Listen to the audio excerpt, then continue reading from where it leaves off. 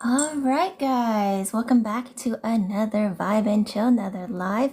We're gonna wait for some people to come on for TikTok to do its thing and notify my followers and subscribers, please, TikTok.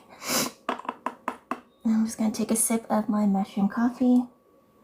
Followers and subscribers, please, TikTok.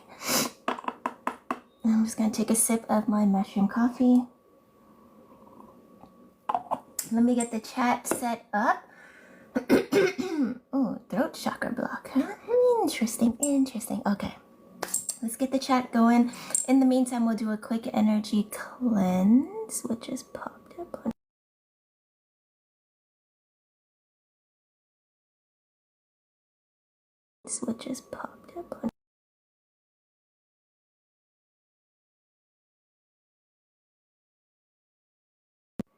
Okay. All right, am I back? Sorry, guys, something just popped up. All right, let's do a quick energy cleanse. Take a deep breath in. Set the intention for every breath for you to breathe in clean, pure, light force, life force, energy, and vitality. And on every exhale, for you to breathe out any stagnant energy, any energy that does not belong to you, any energy that no longer serves you, that's weighing you down, that's sticky, icky, yucky, murky, making you feel horrible, or does not serve you anymore. Excuse me. For our greatest and highest good, set the intention to breathe it out through your mouth. Okay, so you're going to inhale through your nose, hold it for maybe 4 seconds, 7 seconds, however long feels comfortable for you. I know a lot of people may not be able to hold their breath that long. And then exhale through your mouth, okay? Take a deep breath in, hold it, and release.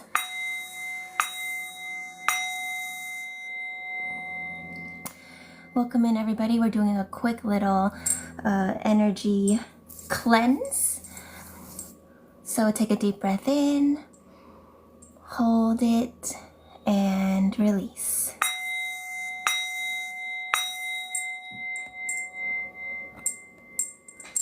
Take a deep breath in, hold it, and release.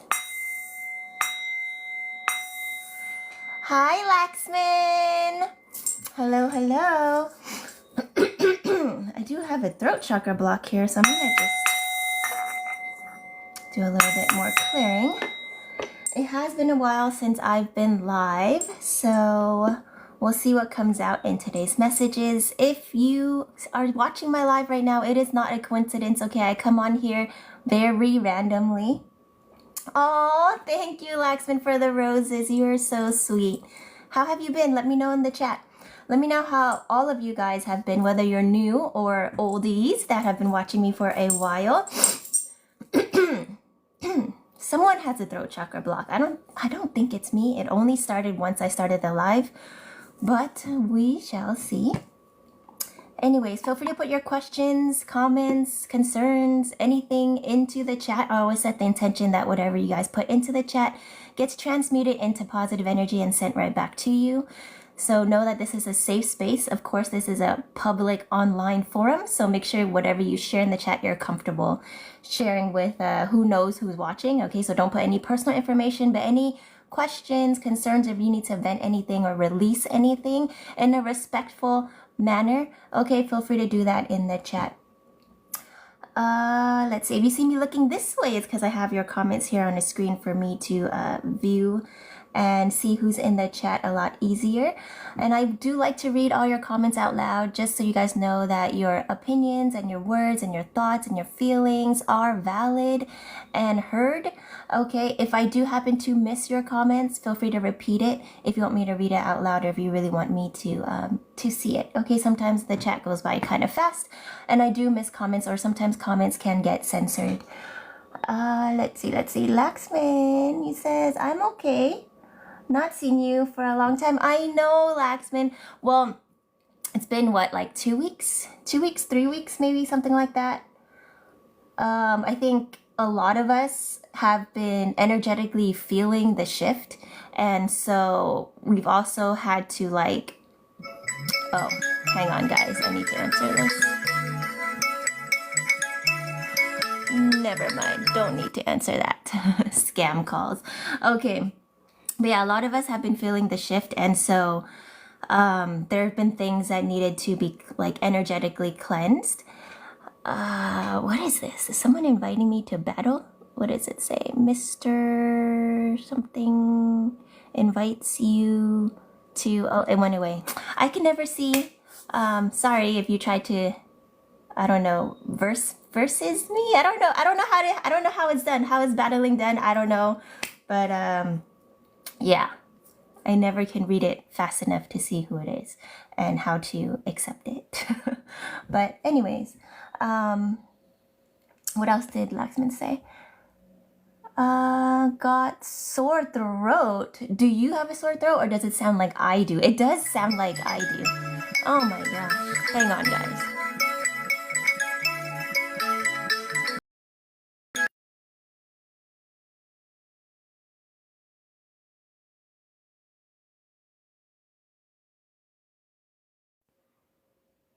Okay, what was I saying? A lot of interruptions today. But yeah, I have been pretty busy. But today I got called to come on live. I think there is a message here for that needs to come out and needs to be shared. I don't know what that is yet. You guys know I don't ever plan or structure my lives. I just come on when I'm called to do so, and whatever channels through me, whatever comes out for whoever needs to hear it. So if you're here, know, and you're watching and listening, whether you're commenting or not, know that there is a message here for you. Like I said, if there's one thing you're ever going to take from anything you ever hear from anyone, know that there is no such thing as a coincidence. If you're here, it is for a reason. Oh, Laxman's saying got a sore throat. Okay. It does sound like I have a sore throat. I don't have a sore throat. I don't know if you do, but what I was trying to say was that there's been a lot of energy clearing and purging, and a lot of like light workers and people like you and me that are on the ascension path have been may have gotten sick, right? Like I got like the flu 2 weeks ago out of like nowhere, like feeling totally fine, and then bam, hit, right? And then I noticed like a lot of other intuitives and a lot of people got sick too at the same time. Of course, you know, like 3D level wise, like physically, I think there has been like a flu going around, but just on the energy spirituality level, it's like a energy purging of things that just had to be cleared out, and like a way of slowing people down so that they can just really rest and let their body catch up to all this frequency change. Okay. Let's see, who is this here? Chef Bread? I can't see your whole username. But hi, welcome to the live. Welcome in. Yes, if you are new to my live, oh, thank you for the rose, Chef. I'm just gonna call you, is it Chef? My vision is not the best, so forgive me. I'm looking at the chat on like a giant screen over here to my right, which probably looks like your left, or is it? Yeah, it looks like your left. But yeah, it's still not as easy for me to read as I would like. But thank you for the rose, Chef. Welcome in. Like I said, I always set the intention that whoever watches my live is meant to receive a message or be here for some reason. So if you have any questions, put them in the chat down below. Oh, Laxman's back. Hi, Laxman. Where'd you go? Anyways, I'm just going to sip on my mushroom. I'm drinking. I like to share what I eat and drink with you guys. I feel like it's a way of connecting and bonding, right? Like when people eat together and drink together and like share what they enjoy together, like it's a way of bonding. But I just like to I think I'm an overshare. But anyways, I am drinking mushroom coffee, right? What was it? 10-in-1 organic mushroom coffee with organic raw honey and collagen peptides. Delicious. It really is though. Okay. I don't even have my cards out. Let me go get my cards out. But in the meantime, we're gonna see if the TikTok algorithm is my friend today, because for some reason, every time I go live, they're not notifying, but hopefully today they will notify all my followers and subscribers and anyone that needs to be here. I don't have unlimited time as usual. I have a very limited time to be on live today. So if you resonate with my vibe and my energy, please make sure to follow me, okay, and set your notifications to be notified of when I do go on live next. You are drinking ginseng. Oh, okay, good. Ginseng is really good for you, Laxman, especially if you do have a sore throat as well. All right, so welcome in, everybody. We will be doing some collective tarot and oracle messages. We'll probably do a collective love oracle, and then we'll do a collective tarot. We'll probably do collective tarot first. And the way for you guys to unlock the messages is just to tap your screen. Tap in, tap in. It's free for you, okay? All you do is tap that screen. And that way you're transmuting any excess stagnant energy into positive energy, telling the TikTok algorithm to find more people like you and me in the collective that may need to receive their messages today, or this, whatever message comes out, okay? Share the live, follow me, do all the things. Whatever it is you can do. Feel free to do all those things. But yeah, definitely tap in, get those likes up, because the likes unlock more collective messages, okay? I don't ask you to pay anything except to pay attention, because like I said, there are no coincidences. If you're watching my live, it's because there's a message in here for you. What you do with that message is up to you, okay? I'm just here to share information. I'm not here to convince you of anything. I read on present energy and basically whatever present timeline you're on, okay? If you don't like the message that you received, guess what? You have the power to change it. All the answers and power is already within you. You just have to remember how to access and tap into it, and that's what I do. I'm just here to kind of remind you as a sounding board, like, hey, you already know what it is you need to do. You just have to remember it, okay? So yeah, use people like me, any psychic, mystics, intuitives, mediums, as a sounding board to verify what it is you already know, and do not rely on anybody outside of you for answers, okay?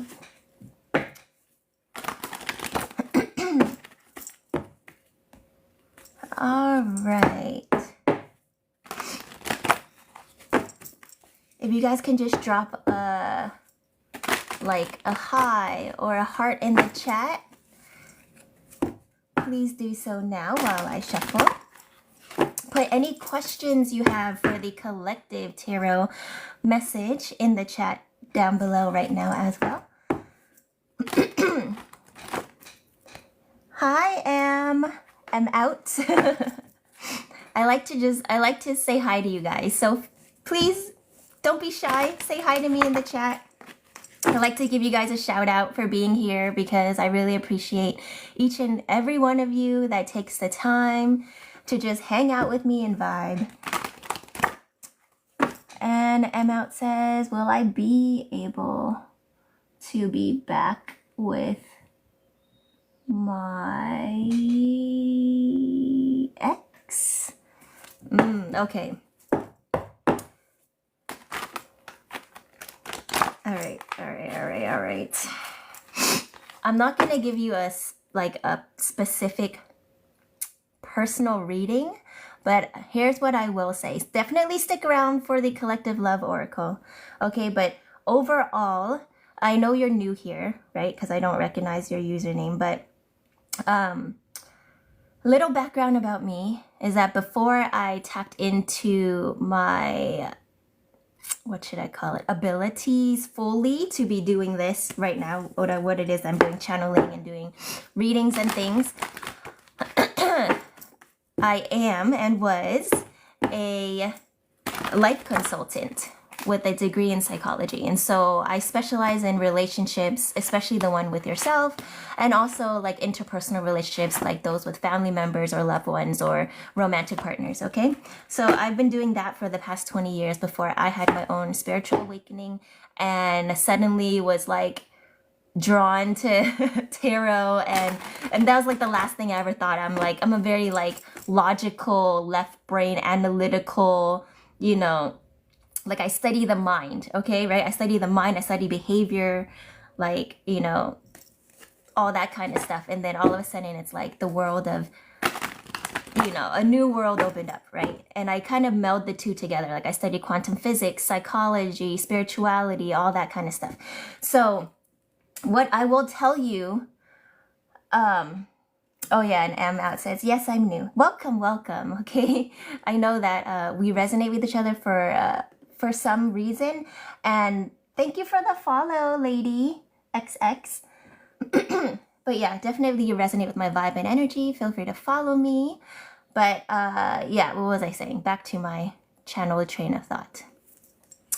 Yeah, so if you're here for a reason. But just generally, to answer your question, X's are X's for a reason. Okay, you're meant to interact with certain people for a certain amount of time, and majority of the people that you interact with on a romantic level is for a season, not a lifetime.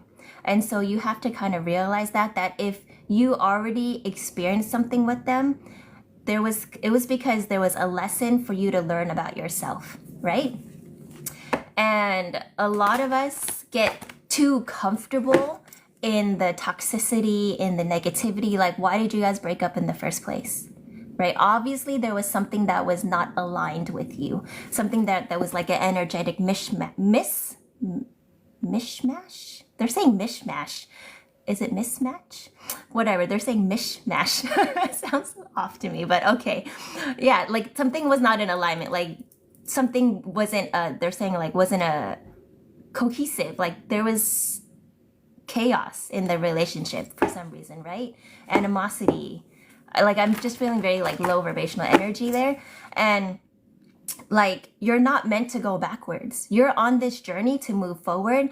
And so you shouldn't hang on to the past. What you need to do is look at the past and say, what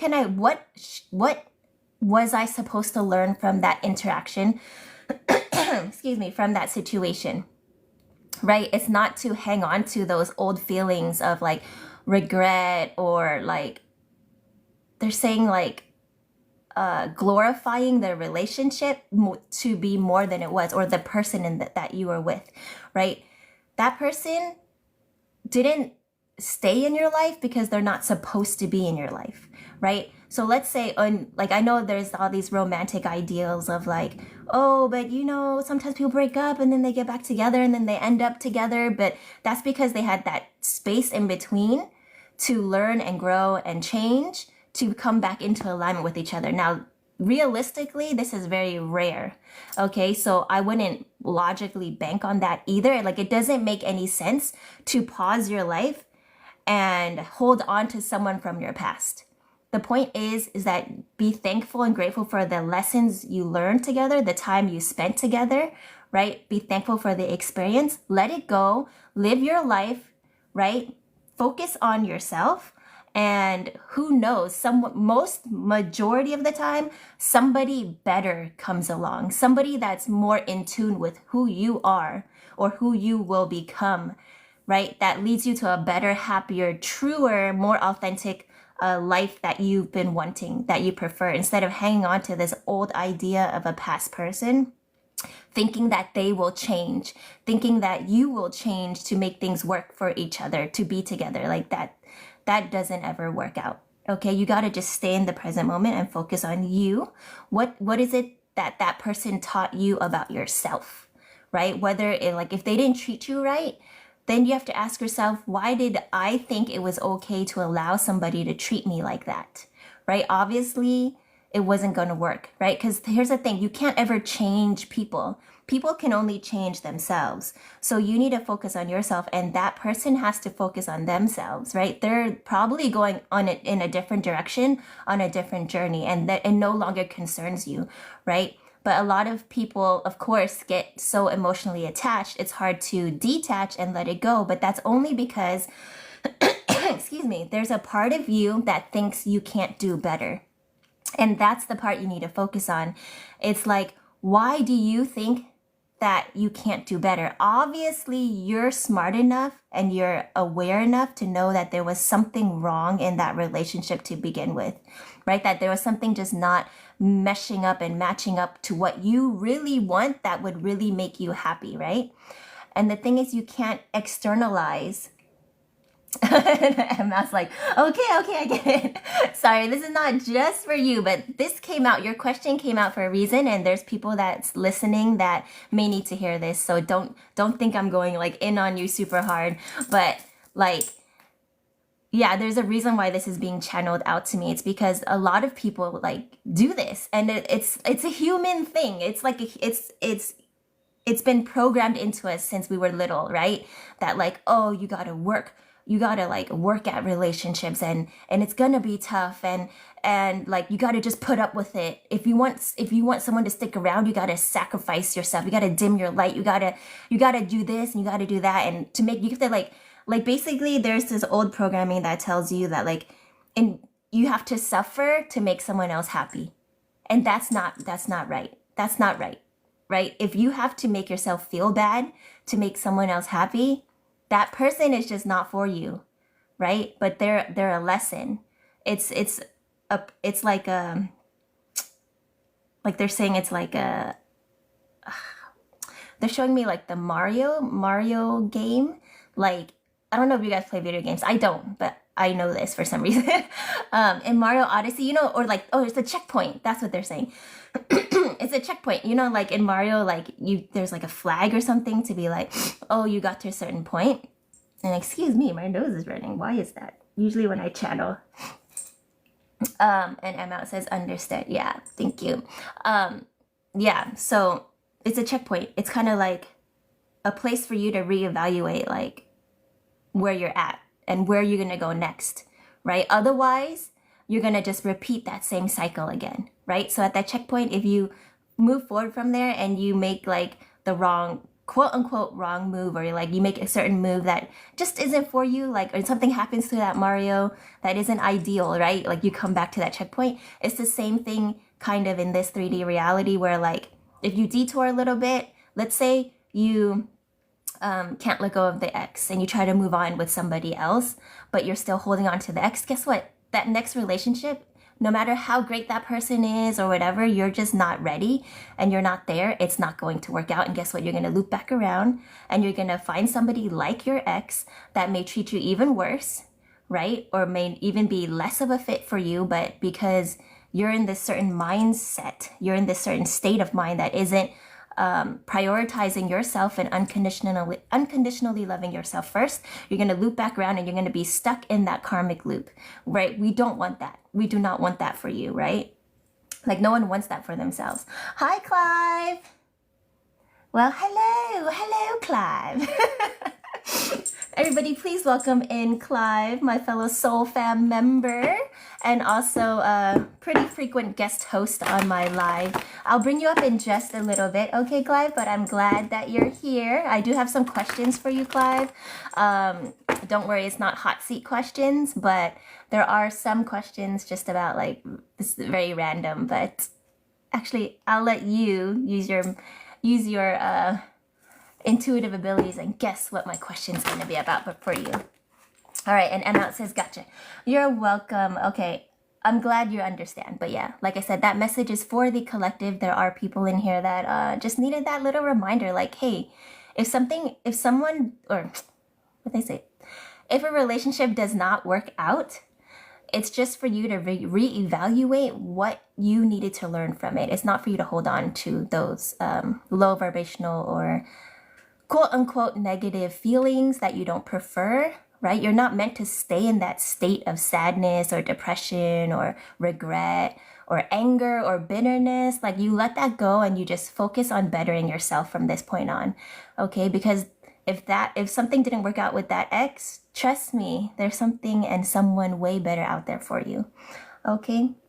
I know that was a whole spiel, but sometimes these channeled messages just they just blurt out and I just have to get it out, okay? Like it just comes out and I have to just get it out while it's channeling. So thank you for bearing with me. I know it was a lot, right? So hopefully that resonated with you guys. If it did, make sure to follow me, share the live, comment, do the things. Do the things. Clive says interesting. Okay. Thank you for the follow, I'm out. But yeah, a lot of throat chakra blocks. So like, I don't know if you guys are not like fully expressing yourself or transmuting all this energy. I know there's a lot of intense energy coming through, a lot of timeline shifts, quantum leaps, like energetically, like we've all been going through a lot, right? Whether you've been feeling it or not, physically feeling it or emotionally or mentally, just know that it's all happening for your greatest and highest good. There's nothing to worry about. It's just part of the process. So yeah, a lot of people are breaking up. A lot of people are divorcing. A lot of people are finally realizing their self-worth and standing in their power and starting to focus on themselves and realizing that like, hey, I'm not here to dim myself down or dumb myself down or dull myself down, right? Like you're here to shine. You're here to make a difference. Each and every one of you has a specific purpose, right? So if any of you guys ever get stuck in that like illusion of depression or not worthy enough or anything like that, like it's a falsity is what I'm saying, what they're telling me to say, right? A falsity. You guys have really weird grammar. But okay, it's a falsity. But thank you for the message. Gratitude. Hi FSH123. I'm just gonna say fish 123. Is this Riz chat? I don't understand what that means. Can you is that like, I don't understand what that means. Can you ask it in a different way? I don't understand what that means. Sing the Go Go Go song. I also don't know what the Go Go Go song is. But hello. Hello. Fish. Hello, fish. 123. Okay. Does anyone have any other questions? Any other questions in the chat? Feel free to put them down right now. You can also say hi so I can give you a shout out for being here. All right. We'll get into the collective. Please tap your screens, get those likes up. The likes do help the TikTok algorithm reach more people like you and me that may need to receive their messages today.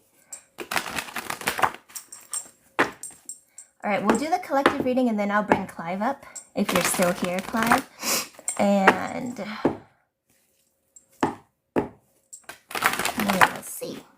All right, I'm gonna do the protection prayer for us really quickly.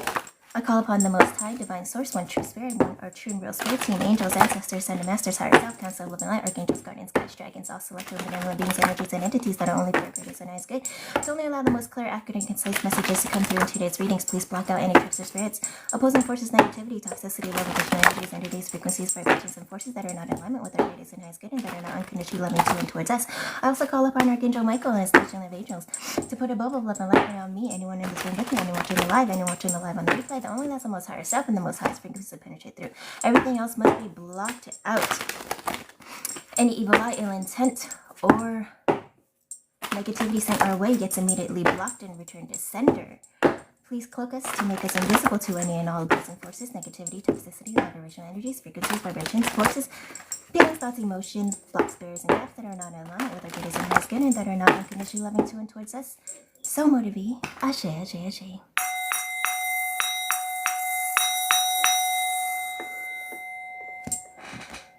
Okay, let's see.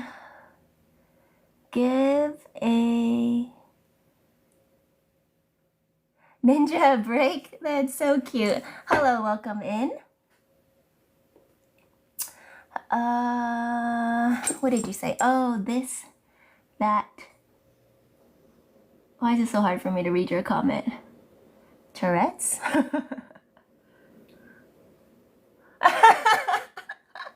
That's not Tourette's.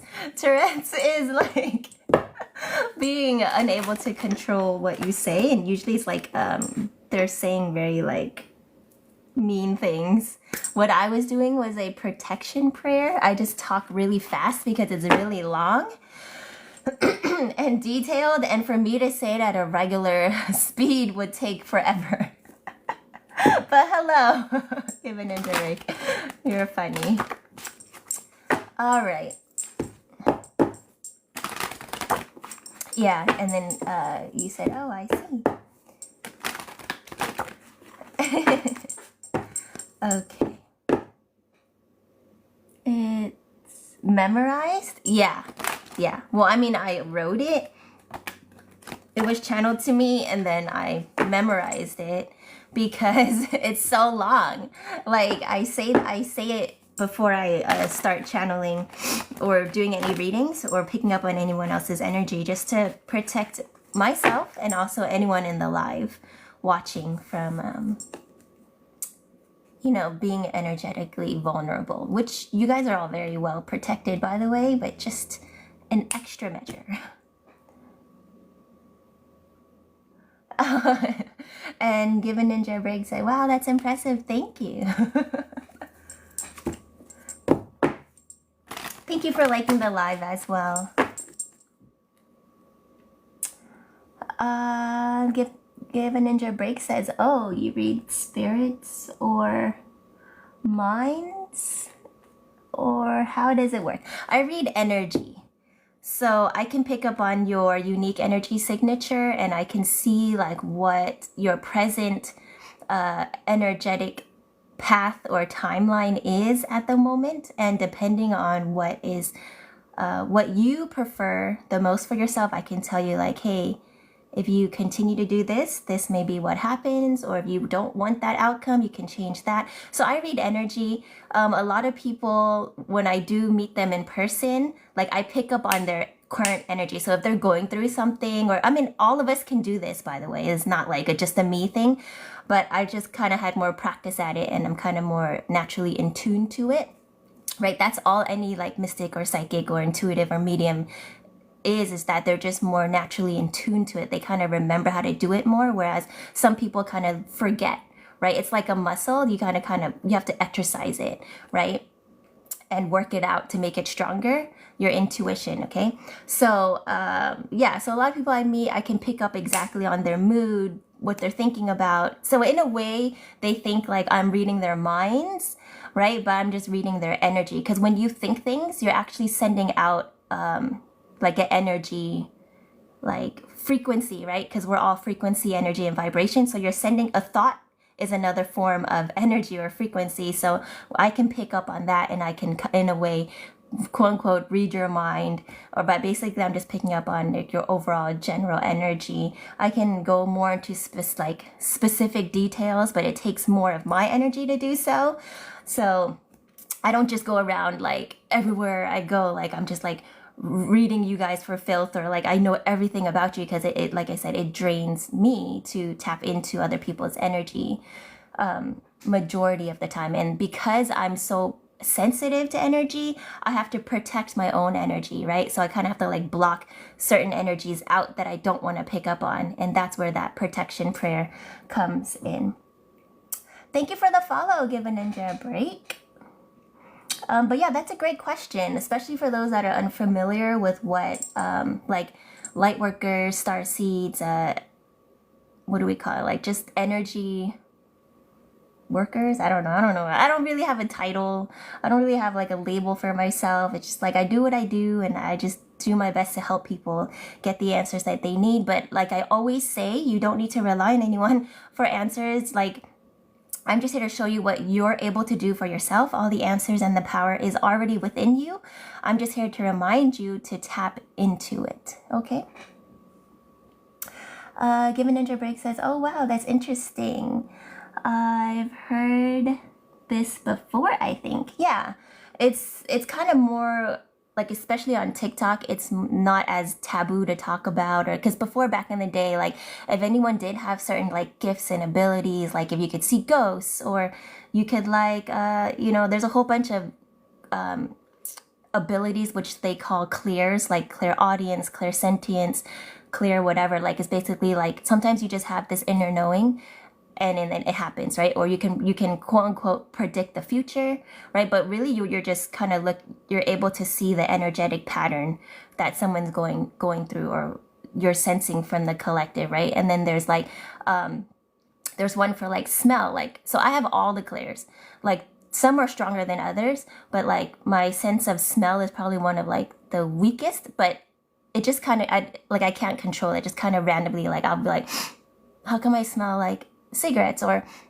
I'm smelling like coffee, or like a perfume of like somebody, or like, and it's out of nowhere and only lasts for like a couple seconds, but it's meant to give you a message that like, oh, that smelled like grandma, or like I smell, I don't know, like sometimes I'm on live and I'm like, why do I smell like onions, right? And then someone in the chat would be like, I'm chopping onions right now. And I'll feel my eyes sting like I'm chopping onions, right? And so it's kind of like that. So it's pretty cool. But like I said, it's not unique. It's something that we all have the ability to do or access. But yeah, any other questions in the chat? But yeah, if you are here, like I say, there is no such thing as a coincidence. I'm not here to convince you or make you believe in anything. I'm just here to provide you with information. What you do with that information is up to you. Remember to always use your intuition and discernment to take what resonates and leave what doesn't, okay? If it does resonate, feel free to put it down in the chat down below. If it doesn't, let it go. Don't make something yours that isn't. If it doesn't resonate with you, don't make it. Don't make it true for you. Remember, that's how powerful you guys are. What you think and what you believe, you can manifest into your reality, okay? So only take where it resonates. And it's also up to you what you do with that information, whether you use it to improve your life, whether you use it not to, or just, you know. Hi, March. Welcome back. Hello, hello. Let's see. And Give a Ninja a Break says, almost like being an empath, but with energy. Yeah, exactly. So I am what some people would call like a super empath, where I'm just so very sensitive to energy, right? And that's kind of why like I'm here as well, because a lot of empaths get taken advantage of because we don't ever protect our own energy, right? Because we're just so like on this mission to like, we just want to help, and then we forget about ourselves. So it's kind of like my job to be like, hey, you realize that if you don't help yourself first, you can't help others, right? Like if you're hurting yourself, you're not going to be in a space to be able to help others. Like you can't just like sacrifice yourself for one person. A lot of empaths, like we get caught up in a narcissistic relationship, right? Because narcissists feed off of empaths, right? They specifically target and manipulate empaths because they know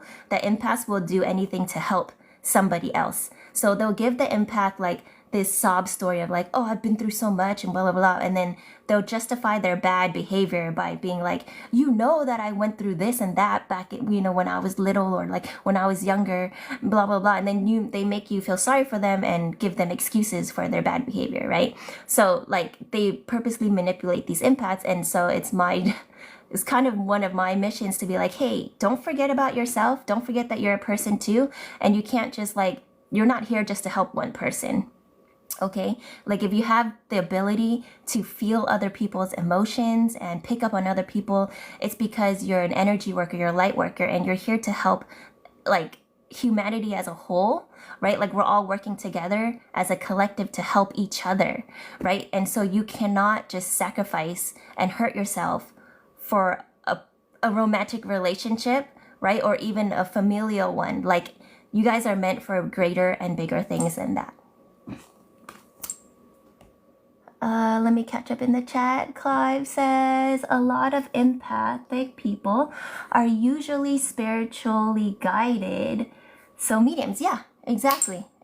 So a lot of empaths are, like I said, just able to access their gifts easier because we're more sensitive to the energy, so we feel it, right? So it's like two people can go through the same traumatic event, right? But an empath will take that trauma and do their best to help people that are about to go through it, are in it, or to help people avoid going through that, right? A narcissist will take that trauma and purposely hurt everybody else around them in order to try to protect themselves from experiencing it again. So they rather become the villain instead of someone that and be the person hurting others instead of being the person that helps others and stops others from going through what they went through. So it's like two different polar opposites on how they react to that same trauma, but they feel justified in their actions because they're like, I've been through this, and they make everything about themselves, right? That's what they're called, narcissists, right? They think because it happened to them, they don't care if it happens to anybody else as long as it doesn't happen to them again. And they'll like I said, they will hurt others at no remorse. No, they don't have the ability to truly feel how other people feel. All they know is that they felt bad when it happened to them. And so if it means making others feel bad so it doesn't happen to them again, they'll do that. Versus empaths are like, that felt so bad when it happened to me. I would never want anyone else to feel like that ever again. Therefore, I would never treat anyone like that. And I would go above and beyond to make sure no one else has to feel the pain and the way that I did, right? So those are the two different mindsets. Let's see. Oh yeah. Let's see. Who?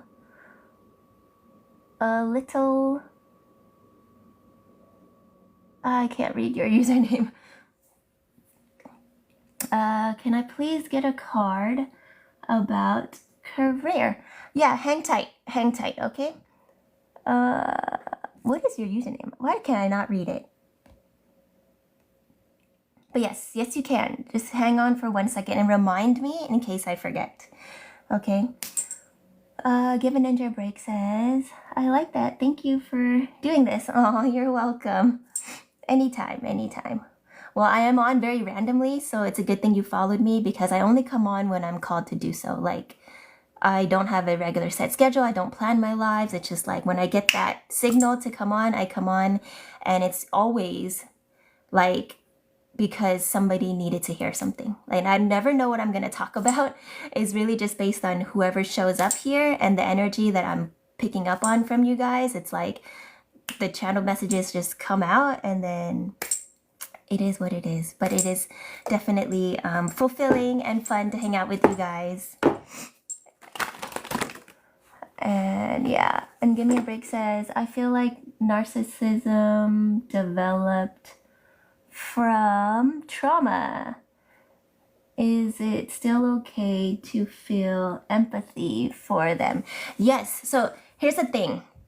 Yes, narcissists did develop from trauma, but it's their choice to go down this darker path, right? And so yes, you can feel bad, you can feel empathy for them, but you should not sacrifice for them. And you should not allow them to feed on your energy or take advantage of you. That part is not okay, right? And that's a mistake that a lot of empaths, including myself, have done because we treat narcissists like regular people and they're not. They're literally energy vampires. They feed off of, other people's energy. They feed off of other people's pain. They enjoy it. They like having that control to manipulate and be like a puppet master and like have people do things that they may not want to do or have them sacrifice and have them feel bad to make themselves feel better, right? To make the narcissist feel better about them, like themselves. And so that is not okay. So if you're an empath, you need to maintain healthy boundaries, right? And the way to do that is to focus on yourself and stop relying on anything or anyone outside of yourself for love or affirmation or attention or validation is what I'm trying to say. So it's like you can't rely on anyone for that. You have to fill up your own cup and let the rest overflow to others, right? Like you can't be in a desert and then have yourself be thirsty to share with others. Like, of course, that's very altruistic, but realistically, you're not going to survive. And therefore, you're not going to be able to help anybody else. Versus if your cup is full and then you share the overflow with others, then you're not thirsty and everybody else isn't thirsty, right? You help more in the big picture, in the grand scheme of things. And so, like, I'm very careful. I just posted a video on my, what do you call it? Your page, TikTok, whatever page thingy where you put posts, I don't know what you call it, about never giving a narcissist the benefit of the doubt, because they literally bank on you doing that, thinking that because you're such a good person that you're gonna be understanding and make up excuses and justify their behavior, because they will never take accountability, right? If you haven't seen that video yet, definitely go watch it after my live, but I'll just sum it up here, where it's like, they purposely target empaths because they know they can get away with more. Narcissists will never date another narcissist because they won't fall for it. Like another narcissist will see through the manipulation because they're very calculated. They're very observant to the point where they use their like high intellect and high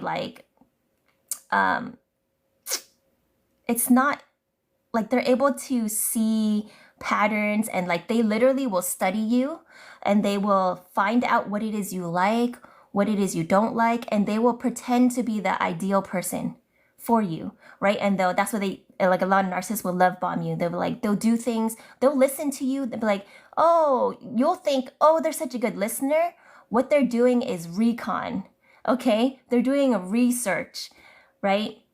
And so a lot of empaths are oversharers because we feel like if we share and open up about ourselves, other people will do that at the same time. But again, you got to know your boundaries. You got to be able to tap into your intuition and be like, recognize the red flags when you see them. People will always show you who they are versus tell you who they are, right? So don't make excuses for the things that they show you. If they're showing you that they're a bad person, like you cannot justify it by being like, oh, but they said this and they said that and it doesn't match up, and like they were like, they're gonna love bomb you in the beginning and then they're gonna switch it up. They're gonna confuse you and you're gonna be like, which one is the real them? Was it that kind, generous, ideal person that I really am looking for, or is it this other person that's like the total opposite, like this monster of a person that has gone out of their way to like hurt me? You guys need to listen to your intuition and know that like when people are wearing a mask, it slips. They can only pretend for so long. And sometimes you're gonna see like glimpses of who they truly are. You need to be able to recognize that. That's where discernment comes in. And you need to be able to get yourself out of that situation as soon as possible. Okay. Yeah, so you can feel sorry for them and like from a distance, okay? You don't need to be a part of their lives to feel sorry for them. But at the same time, it's like they chose that path, and there's a part of them energetically, their soul, that is like, oh, this they want to learn this lesson the hardest way possible. And the thing is that like they're put into your life or an empath's life for a reason, for both people to start learning their lessons, right? Empaths need to learn to love themselves more, prioritize themselves more, maintain healthy boundaries, establish healthy boundaries in the first place, right? That's an empath's lesson. The narcissist lesson is to learn to be more like the empath, right? So it's kind of like a give and take. It's like the empath needs to learn to kind of be more like a narcissist. A narcissist will only prioritize themselves. A narcissist will only think about themselves, doesn't care about anybody else. But what an empath, you're not going to become a narcissist. It's more like it's a reminder to also make yourself a priority, right? So there's always a balance in everything. Like sometimes empaths are kind of too nice, too giving, too much, right? And then the narcissist is too much on the other end. So you got to find that balance. And the lesson for both sides is to find that balance. Unfortunately for narcissists, though, is that they usually never change. And that's something, again, that an empath needs to... Actually, I believe statistically, narcissism is incurable. Even in a DSM psychology level, like there's no cure for narcissism. Like that's just how they are and that's how they're going to be. And that's the choice, that's the role they've chosen to play in this lifetime. And so if you ever think that a narcissist will change or that, you know, they'll improve, whatever. Like, literally throw that thought out the window. Okay, you're just getting tricked. Like, no, it's not going to happen. So my main message is that you can feel sorry for them. You can care about them from a distance to where they don't affect your life and to where they're not feeding off your energy. Thank you for sharing the live. I'm out. Hi, Judith. Sorry, I'm going to catch up on the chat because I was just channeling this whole time. So, where was I? I like to read all your comments just so you guys know that, like, you know, your thoughts and opinions are valid and heard. Clive says, once you see the person is a narcissist, they've lost the battle. Yeah, as long as you don't keep feeding into it, right? Like, you have to really, like, just cut off the energy. Like, don't even give them the time of day.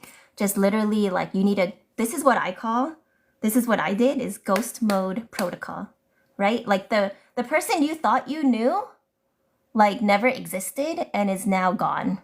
They are a ghost, okay? So you don't need to miss them. You don't need to regret anything. It's like, oh, they just never existed. It's a ghost. And then you ghost that narcissist, okay?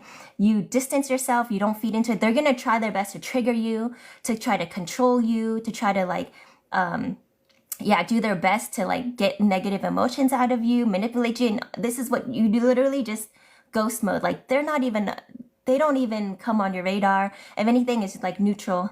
You just don't even answer. Or if you have to, for some reason, interact with them on some sort of level, it's like very robotic responses, like, no. Or just ignore or ghost them, okay? Let's see. I think I missed some comments, but...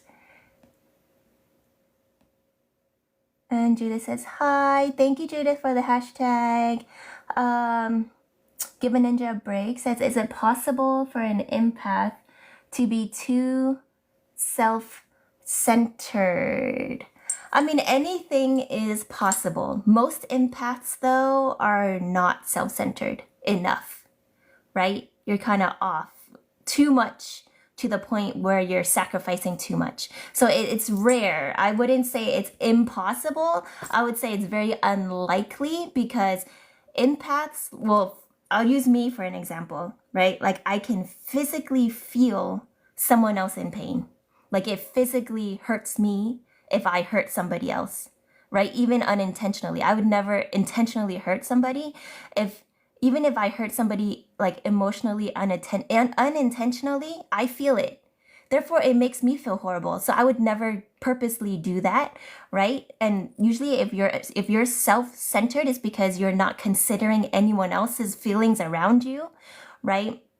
And you're hurting other people, right? And so I would say it's highly unlikely for an empath to do that because they also make themselves hurt, which is what we don't want. Empaths don't want that because empaths have already gone through enough pain and trauma, and their mission is to transmute it into light and love and healing versus more pain and trauma, right? So narcissists go through pain and trauma too. Like I said, an empath and a narcissist can go through the same exact situation, right? But the empath will want to transmute that into love and light and healing versus the narcissist will want to just drain and cause more pain and more trauma for everybody else.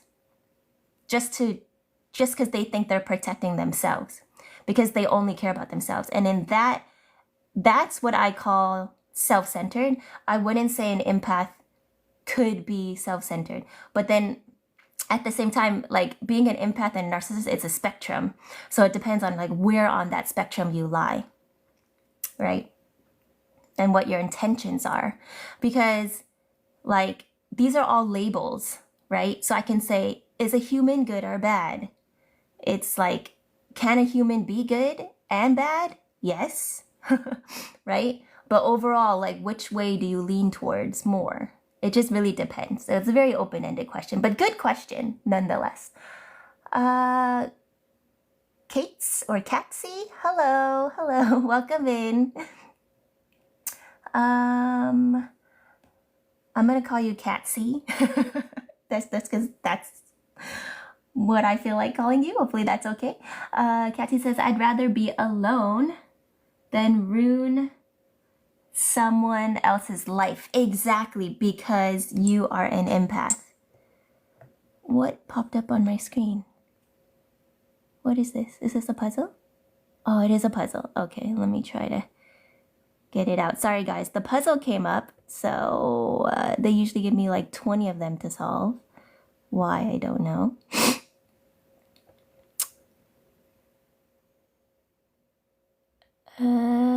Okay.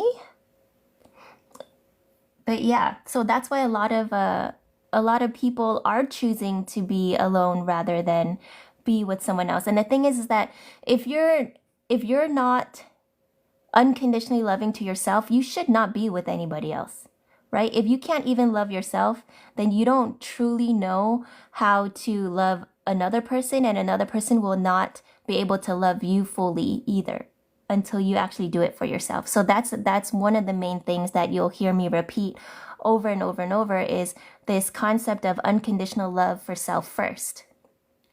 And excuse my face being so close to the camera, but I need to see these puzzle pieces, even though it's taking forever. How many puzzles are you gonna make me do, TikTok? Okay. Anyways, keep on talking in the chat so I can, let's see. Give a Ninja a Break says, I do feel bad about it when I do bad things though, so I don't think I'm a narcissist. No, yeah, you're not.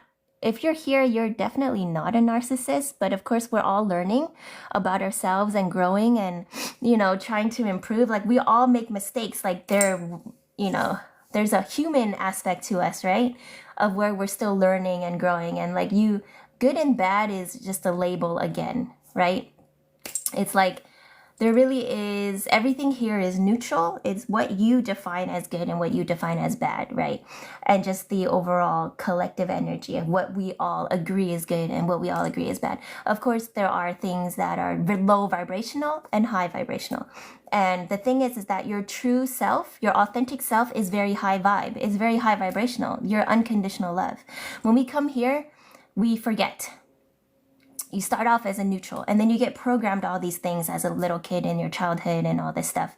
And then you forget who you truly are. And then so you get tested. You get tested with all this. You get bombarded with all this low vibrational energy in order to push you, to remind you that of who you are. So when something doesn't make you feel right, it's because it's not in alignment with who you truly are. Right? So when you do something bad, it's just a signal to you saying like, hey, that's not in alignment with you. Like, that's low vibrational. That's low vibe stuff. And you're high vibe. And so it's not going to match. So that doesn't serve you. It doesn't do you any good. And that's why you feel bad about it, because you're like, oh man, like I totally forgot. But it's not about feeling bad. It's about learning from it, right? So that you don't do it again. And that way you can move forward instead of staying in this karmic loop. But yeah, if you ever question to yourself, like, am I a narcissist? You're not a narcissist. Narcissists would never, ever admit to themselves that they're a narcissist, even. Or if they do, it's only because they've been clinically diagnosed as one, right? So you'll see some narcissists here on TikTok telling you about what to watch out for, or admitting that they are one, that they've been told they are one, but they don't actually feel they are one. They're just like, this is how I am. And this is when they go to like a clinical psychologist, they're like, this is what I was diagnosed with.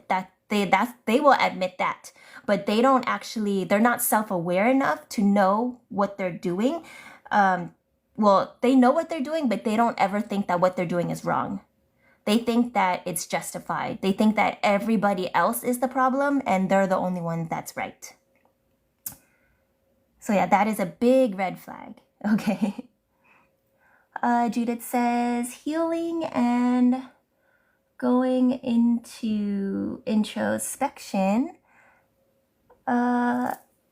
And not blaming yourself. Yeah, exactly. Like, you should never feel bad or regret anything. Just know that everything you've ever experienced or been through is just a lesson, and it's also a blessing.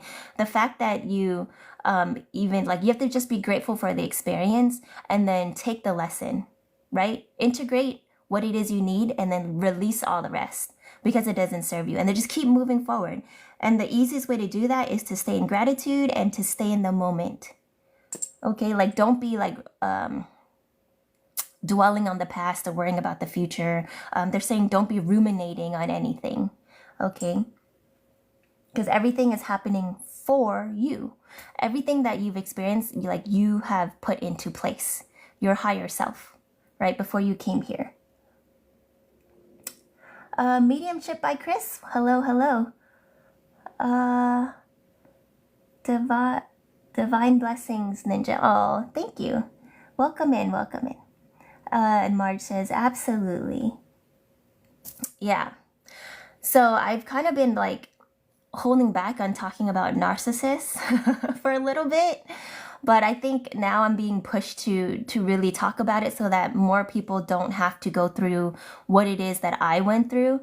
I touch on it here and there, but I don't really go into full detail, but I will probably be doing more detailed information on what to look out for, red flags, and things like that. So if you're interested in that, definitely feel free to follow me. But you guys can ask me about anything, literally anything in the chat, and I will do my best to answer.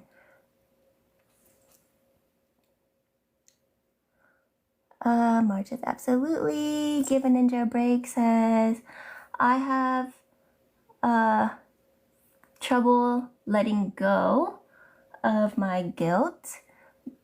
Do you think that makes it harder to change also? Yes.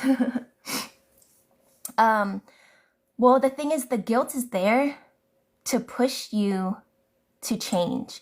But what you need to realize is that you don't need that guilt to change, right? You just need to recognize it. But the fact that you acknowledge that you are holding on to guilt is step one. All right. You need to identify the feeling that is not in alignment with you, to call it out by name, right? So guilt, right? This is what you're going to do. Guilt. Thank you. I know this may sound counterintuitive, but it might not make sense to you, but it will work. Listen, guilt. So you identify what doesn't sit right with you, doesn't feel right. Guilt. I feel you because fill in the blank. Thank you for being here to show me what I needed to learn from this fill in the blank situation, right? You may go now, right? So you identify it, you thank it, and you release it. Okay? So this brings me back to my like postman analogy. These low vibrational feelings, they are neither good or bad, right? They can be good, they can be bad. But what they are is kind of like, in this postman analogy, it's like the postman coming to give you a letter saying that, like, hey, let's say you did something that you were not aware of the repercussions or consequences. It wasn't what you planned to happen. It was maybe not intentional. Even if it was intentional, it was like you weren't thinking straight at the time and whatever, right? So you have this guilt. Postman comes, knocks on your door, knock, knock, knock, hands you a letter. Here's guilt, right? Here is this feeling of guilt. This feeling is an emotion. It's an energy in motion, right? It's meant to just provide you with information and keep it moving, all right? So you open the door, you see the postman with this letter that says guilt, and you freak out, and you grab the postman and trap him in your house. That's literally what you're doing when you're hanging on to guilt. You not only take the letter, you take the postman, right? And the postman's like, hey man, I'm just the messenger. I'm just the messenger. Or, okay, they're saying like the postman has the word guilt. Okay, whatever. Like the postman is a messenger. He's saying, I'm a messenger. I'm just here to tell you that, this is the emotion you're meant to experience, to learn from. And here you are, you like trap them in your house. You won't let them out. And he's getting angry, right? And he's gonna start like kicking and screaming and pounding at the door. And you're just like, okay, I hear you. Yeah, I got it. Guilt. Got it, right? And then it's like you won't let him out. For some reason, you want to keep the guilt and the guilt and the messenger trapped there. And the thing is that like when that happens, when you repress and hold on to these emotions that are not serving you, that you're just supposed to recognize, identify, and release, like what you're supposed to do is be like, hey, thanks, postman. Thanks for the message. Got it. All right. And you just like recycle that letter, right? Or you throw it in the trash, or you're like, thank you for the message. Thank you so much. Be on your way. Instead of that, you make it harder for yourself and you're like trapping that postman in, which is not okay, right? And he's kicking and screaming. Eventually, you're going to like try to hurt you, right? Because you're going to hurt yourself by holding on to this guilt, right? Or like bust up your house, right? And then until he finally gets out, right? Until you finally open the door and be like, okay, you can go. Or until he bursts out in a way that like breaks your window and jumps out and escapes. But it causes, like if you're the house, like your internal body, your energy, whatever, you're causing yourself damage. Hopefully this is making sense. Like I'm seeing it visually. I'm trying to put it into words. So yeah, so it's like, it doesn't make sense to trap these things that you don't prefer and these low vibrational energies in your vessel when you're of high vibration. And so it's just going to cause dissonance. It's going to cause chaos.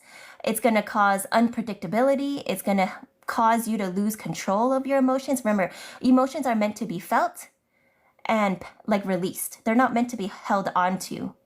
Okay?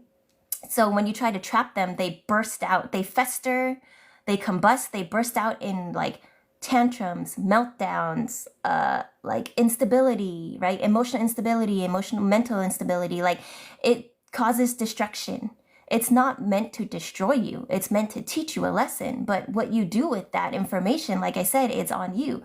So if you've been taught that like, oh, you need to hang on to that guilt, right? It's just old programming, right? A lot of like kids, maybe through parental or like teachers, whatever, like you should feel bad for doing something wrong. Like, yeah, feel bad so you learn from it, but don't hang on to it, right? So I think a lot of it stems from, you know, the way you were raised. Like a lot of us were programmed. We were raised in a certain program, old programming. And so you need to reprogram your subconscious to be like, let it go. Hi, postman. Thank you for the message. You may go now. Right? Okay, I acknowledge you exist, right? These energies just want to be acknowledged. Like anytime you try to ignore something, it gets more in your face. So the more you try to ignore the guilt, the more it will present itself.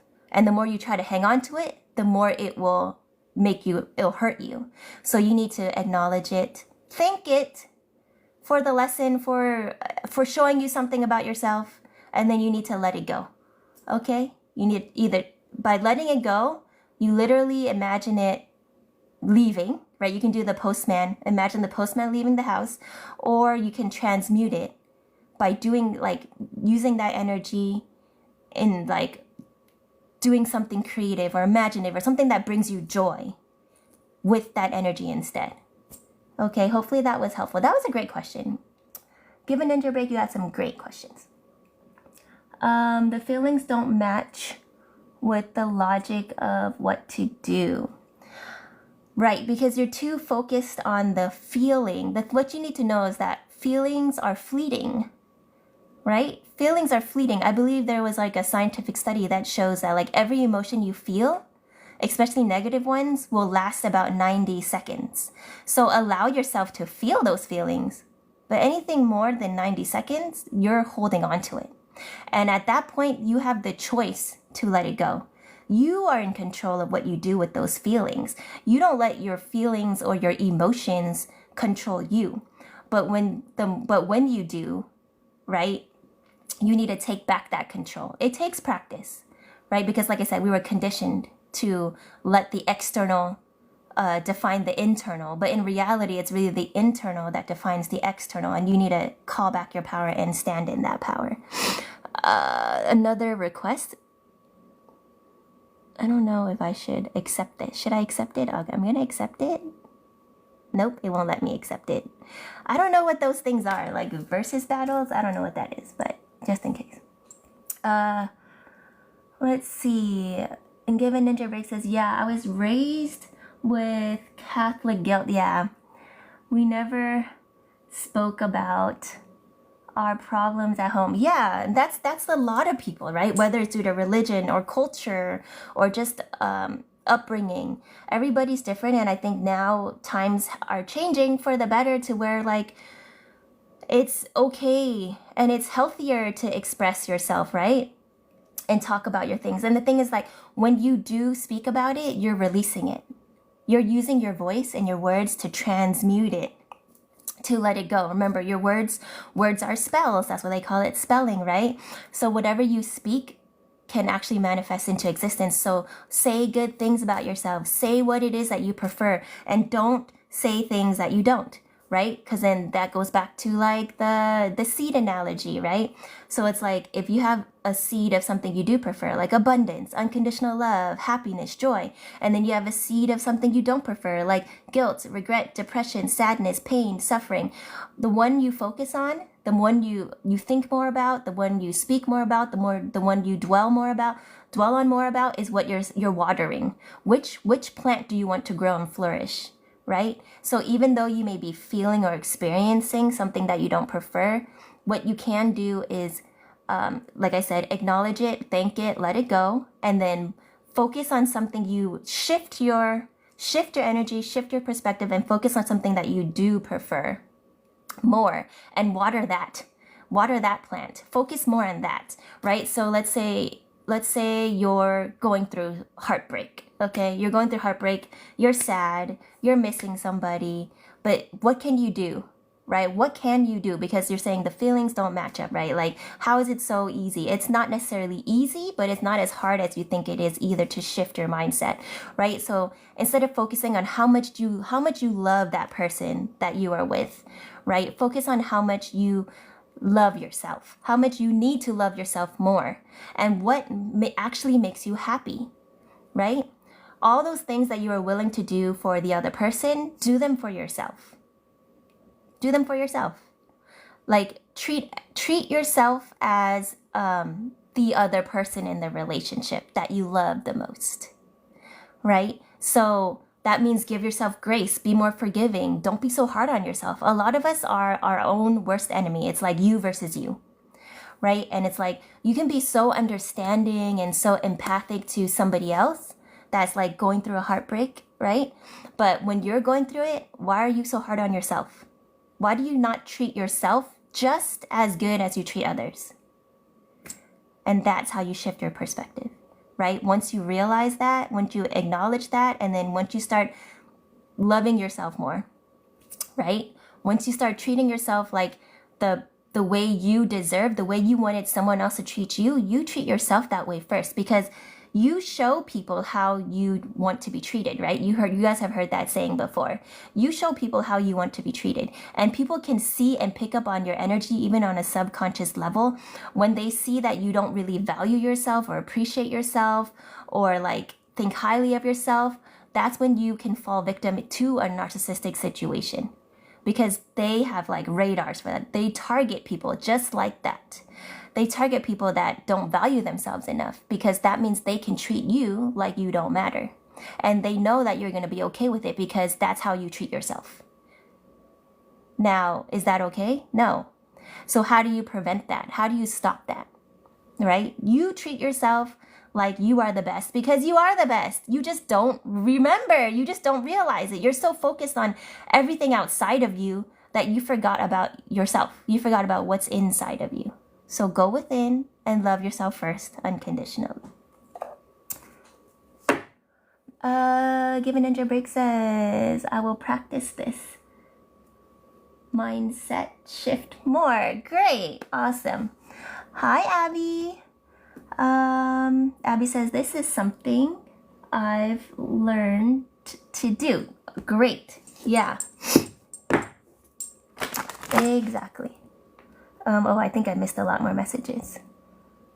I'm going back in the chat now. So, Give a Ninja Break says, thank you for this. Follow Ninja. Sorry, so many questions. I really appreciate this. First of all, never say sorry. You didn't do anything wrong. You guys will hear me say this all the time. A lot of empaths, we always over apologize even when we don't do anything wrong. that's another red flag that you need to love yourself more, right? You didn't do anything wrong. I know you're being polite, but oh, thank you for the gifts. I just see something blink on my screen, but I can't see who's gifting it because I scrolled up in the chat. Or is my chat froze? I don't know. But thank you so much. But yeah, no need to apologize, all right? You guys got to treat yourself like the god, the goddess, the queen, the king, the emperor, the empress that you are, okay? Do you know who you are? You're awesome. You're loved, right? You're the best. You're beautiful. Like, you need to be saying these things to yourself, and you need to be believing it. You need to be standing in your power. And if at first you say it and it doesn't feel like you mean it, it's okay. Because right now you are reprogramming your subconscious. It's old programming that's telling you that oh, you shouldn't believe that, but that's wrong. So just keep on doing affirmations every day. That is also a start on how to shift your mindset. Oh, thank you, Abby. That was you, Abby. Thank you so much for the hearts. Is it hearts? I don't know. For the gifts. I can't tell exactly what it was. Looks like, I think it's heart. I think it's hearts. But thank you. All right, let me go back. I feel like I missed a lot. I was just channeling. So, okay. And Clive says, everybody should have a voice no matter what the circumstances. Yeah, exactly. So, that is a great point, Clive, which is like, you guys need to speak your truth. You need to be your authentic self. Like, stop trying to conform or be like what society has dictated you to be, right? 9-to-5 job, a white picket fence, you must be in a relationship, you must have kids. Like, all of that is nonsense. The only thing you must be is you. The question is, if you don't even know who you are, how are you going to be that? So you need to go within again, right? You need to find out and remember who it is you truly are. What truly makes you happy? What is your purpose here, right? Because there is a purpose here. There is a reason why you guys are all here. Like, if you think about it, like, whatever you believe in, God, the Most High, Source, does not make mistakes. Therefore, you are placed here for a reason, right? None of you guys are irrelevant or useless or like, doesn't matter. That's preposterous to think. The universe has proven that to you because, like I said, everything has to be specifically calibrated exactly in order for you to be here. And the fact that you're here is proof of that. So if you guys ever think you're less than the best, that is old programming. That is a falsity. Abby says, they are heart puffs. Oh, how cute. Thank you, Abby. Heart puffs. Yum. It sounds delicious. Kind of like marshmallows. All right. I have been channeling for so long. I didn't even get to the collective message yet. So if you stuck around for this far, give yourself a pat on the back. Give your screen 10 taps, okay? Get your finger workout going. Tap, tap, tap, get those likes up, share the live, follow me if you haven't already done so, if you resonate with my vibe and my energy, because we are about to get started on the collective message, and then I will bring up Clive. Sorry, Clive, for taking so long. I don't know, the messages were just flowing today. Let's see, Clive says, you're not sitting on that sofa eating sweets, are you, Abby? Clive, stop. Abby says, Clive, stop. She said, don't try to call me out, Clive. I do what I want. Yeah, they're so cute. Okay. All right. If you stuck around this far, we're about to start on the collective tarot message. Remember to take what resonates with you and leave what doesn't. Always listen to your intuition and take what resonates. If it does, let me know in the chat down below. If it doesn't, let it go. You're eating popcorn, actually. Yum. He's so psychic. Yeah, I know.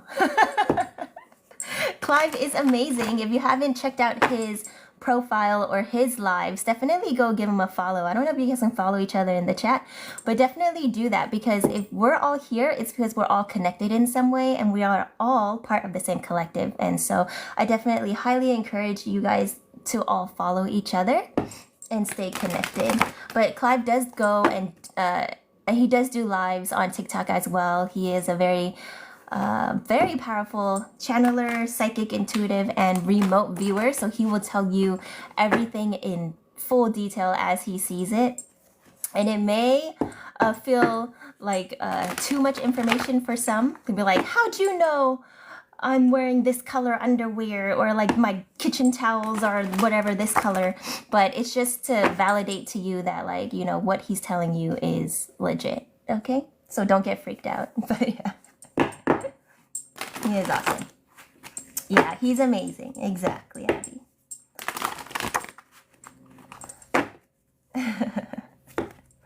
And Clive says, okay, you don't need to thank me. All I did was share information. That's it. All right. What does the collective need to know today? So for those that are new to my live, my eyeballs don't work like yours. So it may take me a little longer to read the cards, or I may show you the card for you to read and put in the chat for me just to speed things up. Even though my cards are jumbo, okay, they are the size of my face basically, but the font is still not big enough for me. So just a little disclaimer for those that are like, why is it taking so long? Just tell me the card already. That's why.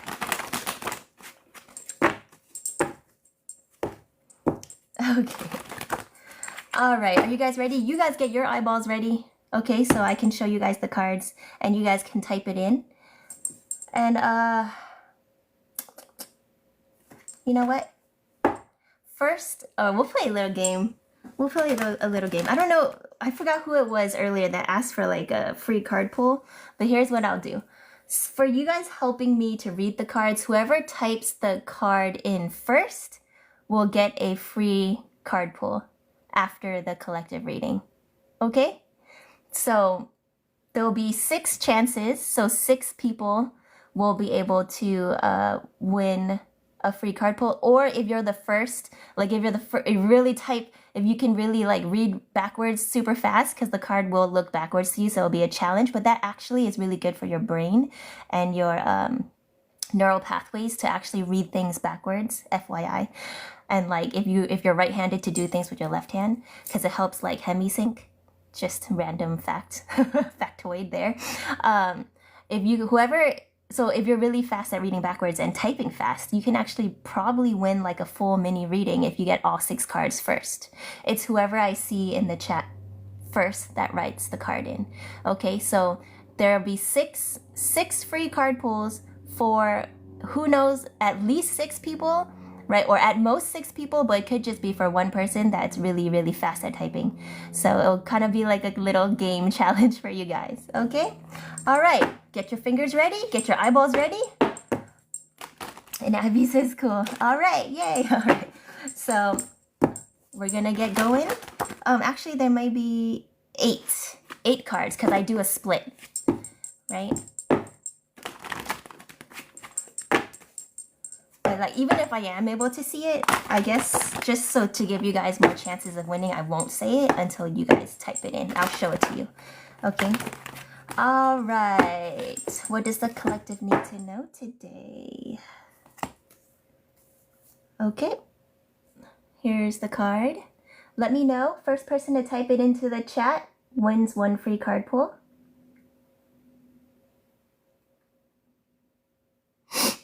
Let me see if I can see it. No, I can't see it. Judith says world card. Oh, no, wait, Abby. Abby was first. Abby, you're fast with those fingers.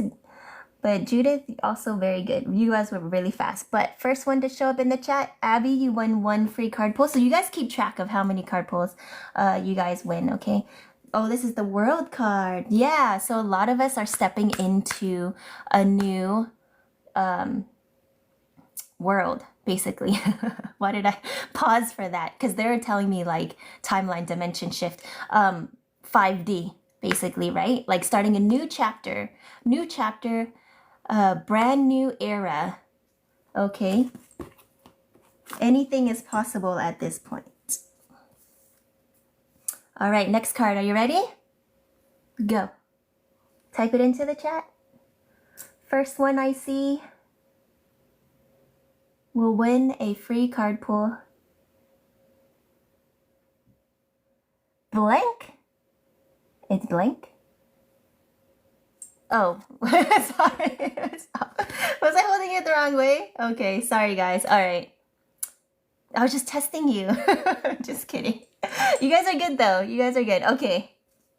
I was showing you guys the wrong side of the card, but here we go. There we go. I probably should actually look at them.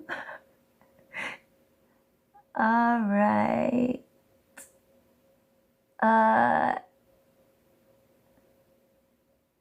Let's see. ML, I don't think.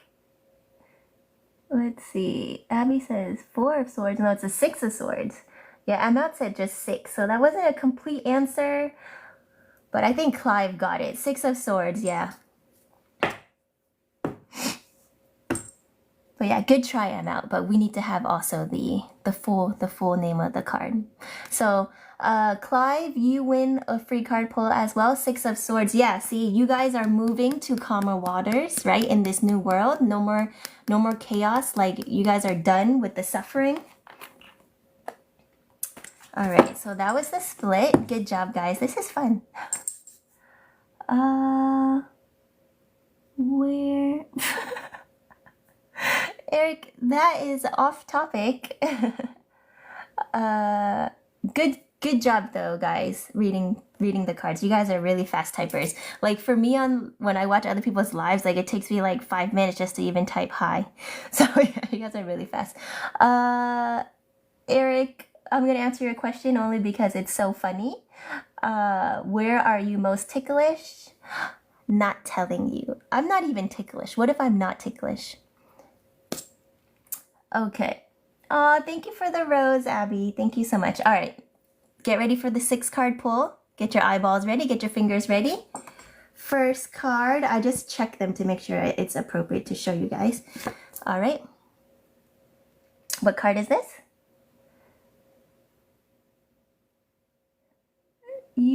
Eric says you are definitely ticklish.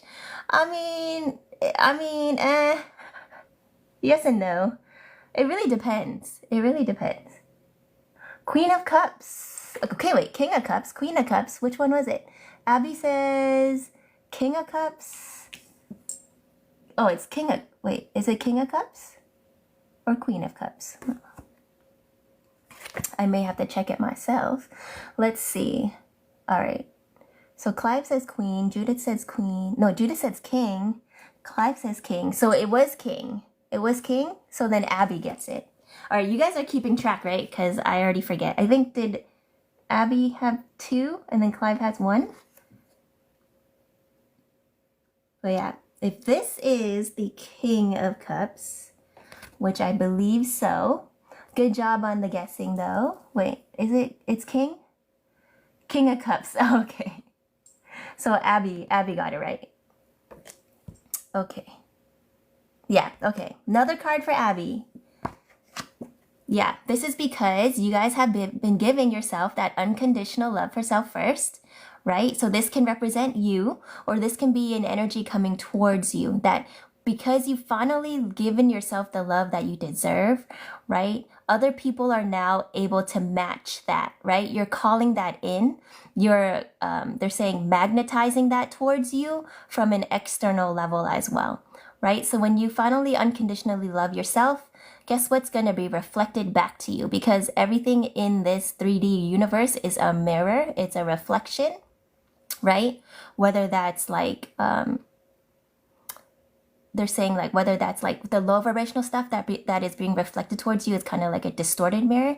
But in this case, right, you're getting a pure reflection back to you, right? An authentic reflection back to you. And so you are going to be unconditionally loved by others in your surroundings, in your environment, once you truly unconditionally love yourself.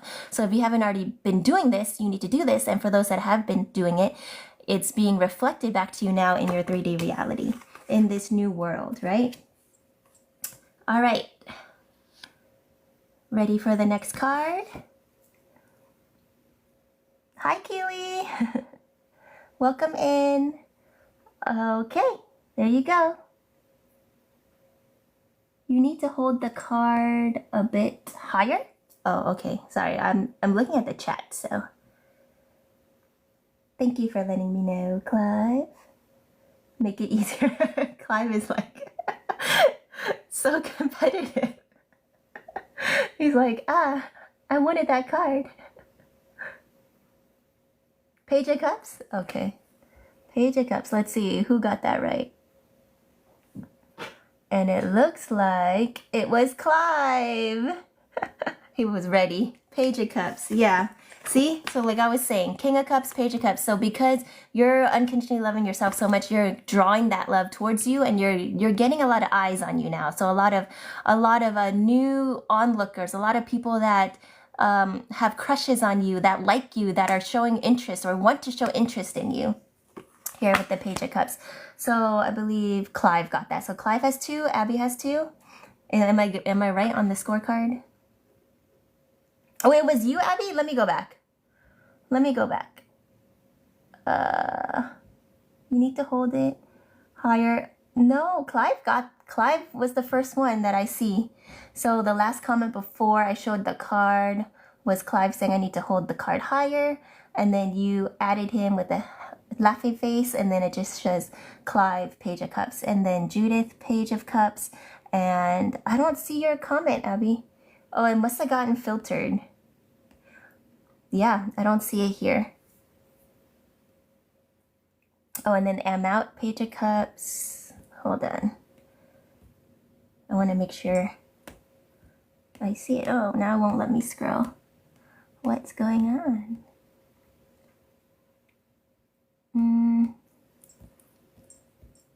Sorry, guys.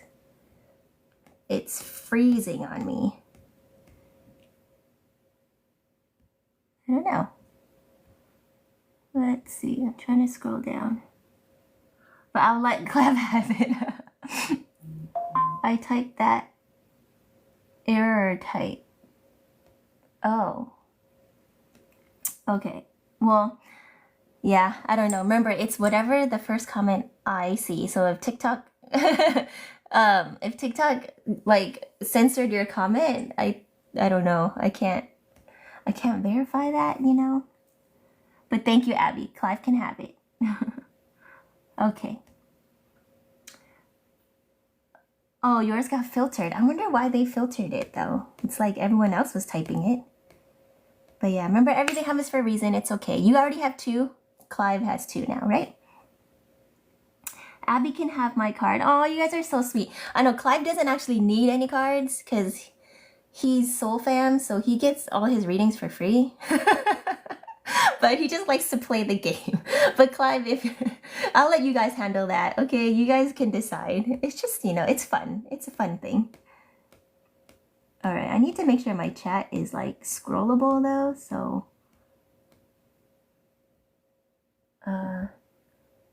let's see. So I can see better.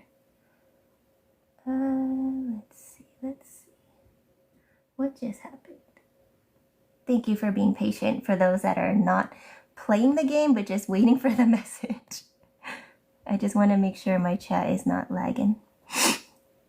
Aw, you guys are so sweet.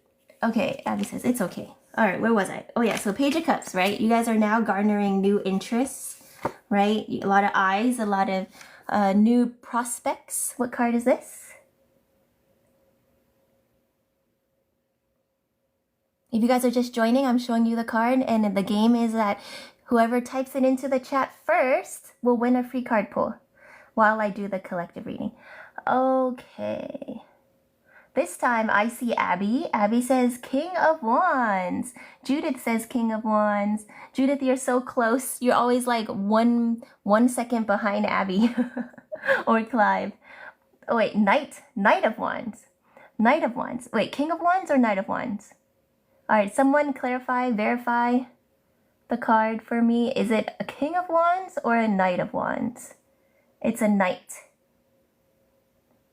Okay, so Abby gets it. I believe it's Knight of Wands. Okay. Knight of Wands. Yeah. So right now, Spirit's saying like, hey, you keep focusing on yourself, on the self-love. Yes, you're going to be attracting onlookers and attention and stuff, but when it comes to taking action, take action based on like what truly is fulfilling to you, right? Whether this is with a person or without a person, like it's like what truly motivates you, fulfills you, like cultivates your creativity and your imagination, like put action towards that. Okay, so this may not necessarily be a person. This could be a new career. This could be a new hobby. This could be just a new, like a passion for like art or creativity or doing something. A lot of you guys here in my live like have a lot of intuitive abilities and gifts, and maybe you've been feeling like, oh, I want to share them with the world. I want to be doing like lives on YouTube and TikTok or whatever too. Like do that. Do what makes you feel fulfilled, okay? What you're passionate about, right? Share your passions. Thank you, Clive, for the verification on the card. So, Abby, you win again. No, wait. Yeah, Abby, you win again. So you have three Abby, 2 Clive, right? So we have 3 more cards to go. 3 more chances to win, 3 more card pulls. Okay, let me check. All right, here's the next card. Oh, I have to hold it higher. I'll hold it farther.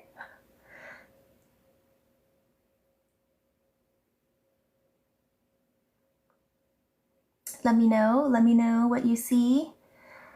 2 of Swords, 2 of Swords, 2 of Swords. Okay. 2 of Swords. I believe Clive got that card. So 3-3. Verification. Abby versus Clive. Judith, you're still in the running. You're doing great. Keep on trying. But yeah, 2 of Swords. So right now you have a decision. You may be feeling like you're at a crossroads, right?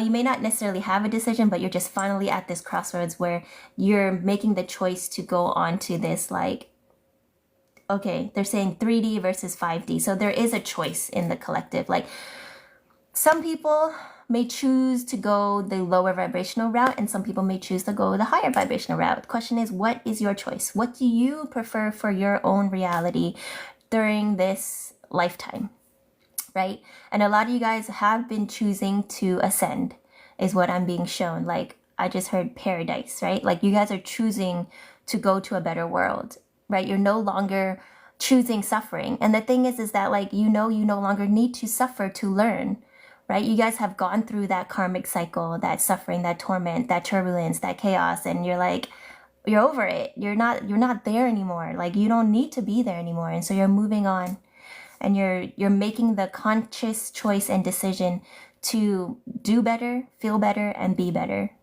And that means internally and externally, right? You're going to be in a better environment because internally and externally, the wavelengths are matching. Okay.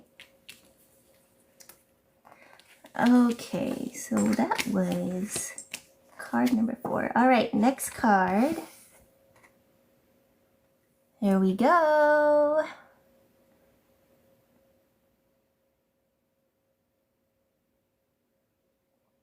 Type the card in the chat to win a free card pull. Whoever the first to type the card wins the card. Okay. Oh, we got 6 of wands. 6 of wands, 6 of wands. Okay. So first person I see is Clive. Man, Clive, you are getting really fast at typing. Yep, Clive wins. So I already lost count. I think Clive has 3 or 4. I don't know. You know. But yeah, 6 of wands goes to Clive. And this is victory, success, right? So whatever it is that you guys have been like wanting, right? Whatever you've been working towards, it's like you're going to be recognized for what it is that you've been through and overcome, and that have whatever you've accomplished. Okay, you will be recognized for that. Like I heard valor, victory, which is awesome.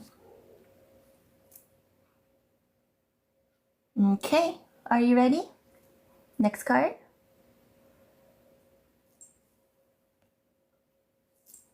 I'm gonna try to hold it up here.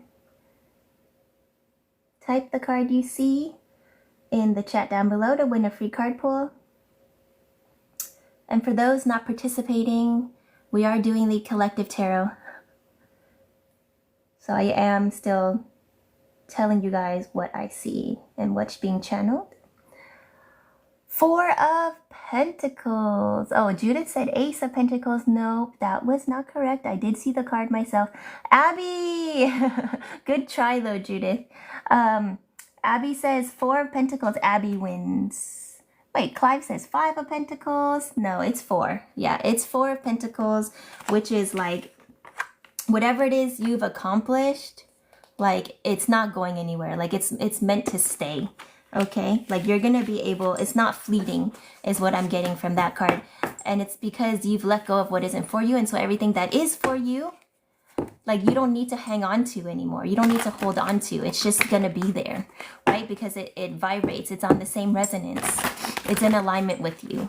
Okay, so that victory, that success, that valor, like that's not going anywhere.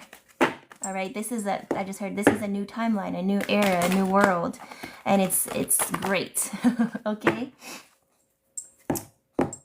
All right, let me know your scores in the chat. Clive, how many did you win? Abby, how many did you win? And Judith, since you're such a great sport, I'm gonna get one card for you too. Okay. Because you tried so hard. You tried so hard. You always came in like second. It was just such good effort. Okay. Okay, Abby 4. Clive, how much did you have? Judith says, thank you. You're welcome, Judith. Okay, Abby, you have 4. Or is it... Hold on, let's see. Or is it 3? Let's see. No idea. The first person that commented, yes, please, can have my card. What? Wait. Okay, Clive wants to give away his cards, but how many cards did you win, Clive? So we know.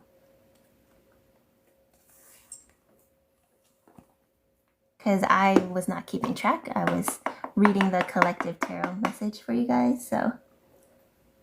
Okay. 4 maybe? Okay. Actually, that makes, well, I think that means Abby should have 4. Because there were 8 prizes to be won. So, okay. So, Clive, do you want to give your 4 cards to Judith? So, Abby gets 4 and then Judith gets 4? Okay, Clive. Sounds good. All right. And then after that, I'll bring Clive up if you have time, Clive. I don't know if you're going live today, but, aw, Judith says, thank you, Clive. Clive is so sweet. You guys are all so sweet. You guys are awesome human beings. Clive says, I can always ask you for some card afterwards. Yeah, you can. That's why it's so funny. It's so funny. When you're like, oh man, like you didn't get it. I'm like, Clive, you know, you have like unlimited card pulls, so. But yeah. Let's see. Spiritual art. Ooh, what are you guys talking about? Did I miss something? All right. Abby, here are your 4 cards. You're gonna have to, or you guys help me read the cards again for Abby. Okay. But what does Abby need to know? Here we go, Abby.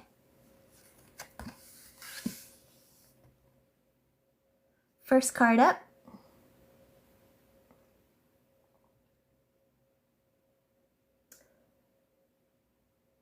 All right, type the card you see in the chat and I'll tell you what it means. Empress. Yeah, Abby, you are in your Empress energy, right? Divine feminine. This can usually represent some type of like birth, or like the divine feminine is the creator, right? Like she's the life bringer. So this could be this can represent motherhood. You may be a mom, or you may be wanting to be a mom, or you may be pregnant. Don't take that too literally, but you can be pregnant with an idea, not just a baby. You may be pregnant with like, yeah, they're saying an idea, something about like a job, pregnant with a new idea to make money. Like, take that as it resonates. Okay. Oh, and if you are a mom, you're an excellent mom. I just heard that. All right, your next card, Abby, is this.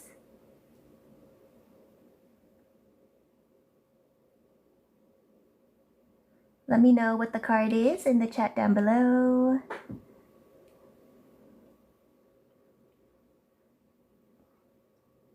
Seven of Swords.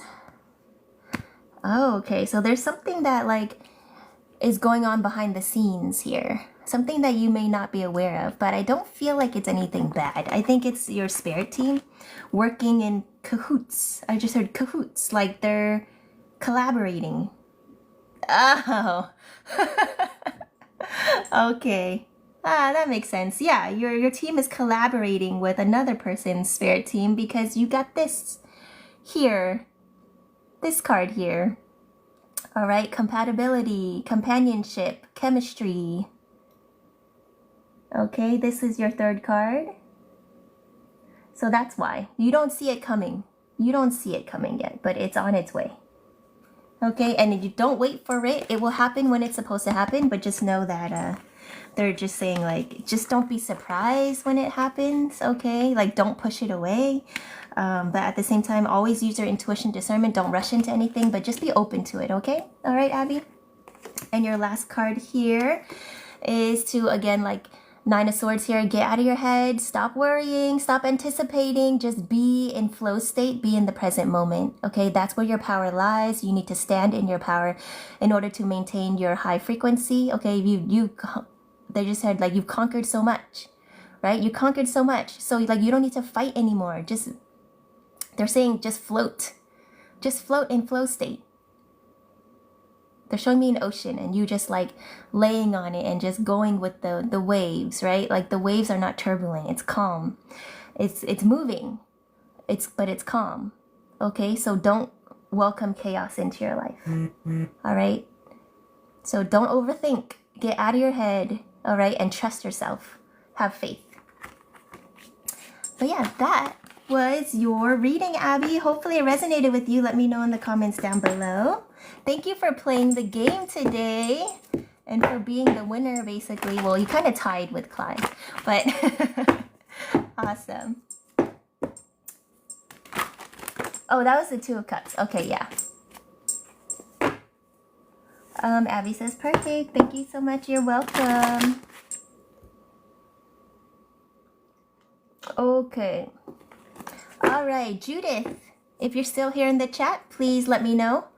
Say something in the chat to let me know you're ready for your 4-card winnings, your reading today. Thank you to Clive for donating his cards to you. All right, there's Judith. All right. What does Judith need to know today? Okay, first card up. Let me know what you see in the chat down below.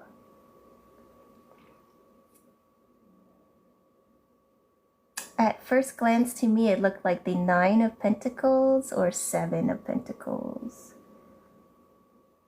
but not quite sure. So let me know. Queen of Pentacles. Oh, something of Pentacles. Yeah.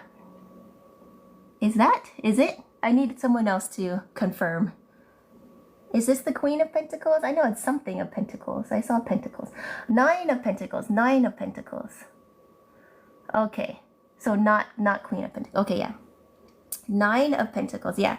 So Judith, you have been going through like a glow up, right? Like you're financially independent, emotionally independent. You no longer are codependent on anyone for anything. Like you don't rely on anything outside of you to make you feel fulfilled or whole or valued. Something about hold, take that as a resonates. Oh, okay, something about someone holding you. Like you don't rely on anything or anyone anymore. Like you're very much standing in your power here, very independent. You may be single at the moment, or you may not be, but regardless, it doesn't matter to you. Like you're exactly where you need to be, right? And like I said, you may be going through a glow up, or you may have recently gone through a glow up where you're just kind of like being like, you're feeling better about yourself, right? And that's manifesting itself on the outside physically as well. Okay, and Judith says, very much so. Okay, and this is your second card.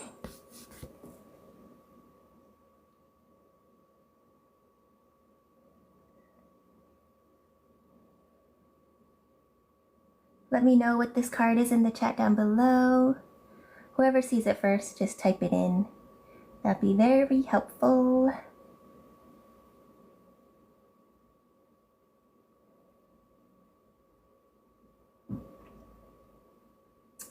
Anybody?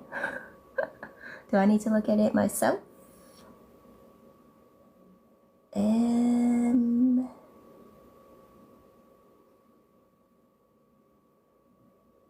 9 of Wands. 9 of Wands. Okay. The 9 of Wands. Yeah, so what was this first card? Oh, right. Because you've been so independent, Judith, right? Like you have your guards up. Okay, you have your guards up. You know what to block out, what not to let in. But at the same time, like make sure you need to maintain boundaries, right? But you don't have to have walls. So make sure you're open and ready to receive the love that you deserve. And then right now, in the meantime, you're giving that love to yourself, right? And you're protecting your energy, which is good, but also be open to energy that may align with you. So make sure to use your discernment and intuition. Don't rush into anything, but at the same time, like don't be overly guarded as well. But you are protecting your energy, which is good. Okay. Next card. And Judah says, I understand that, yeah.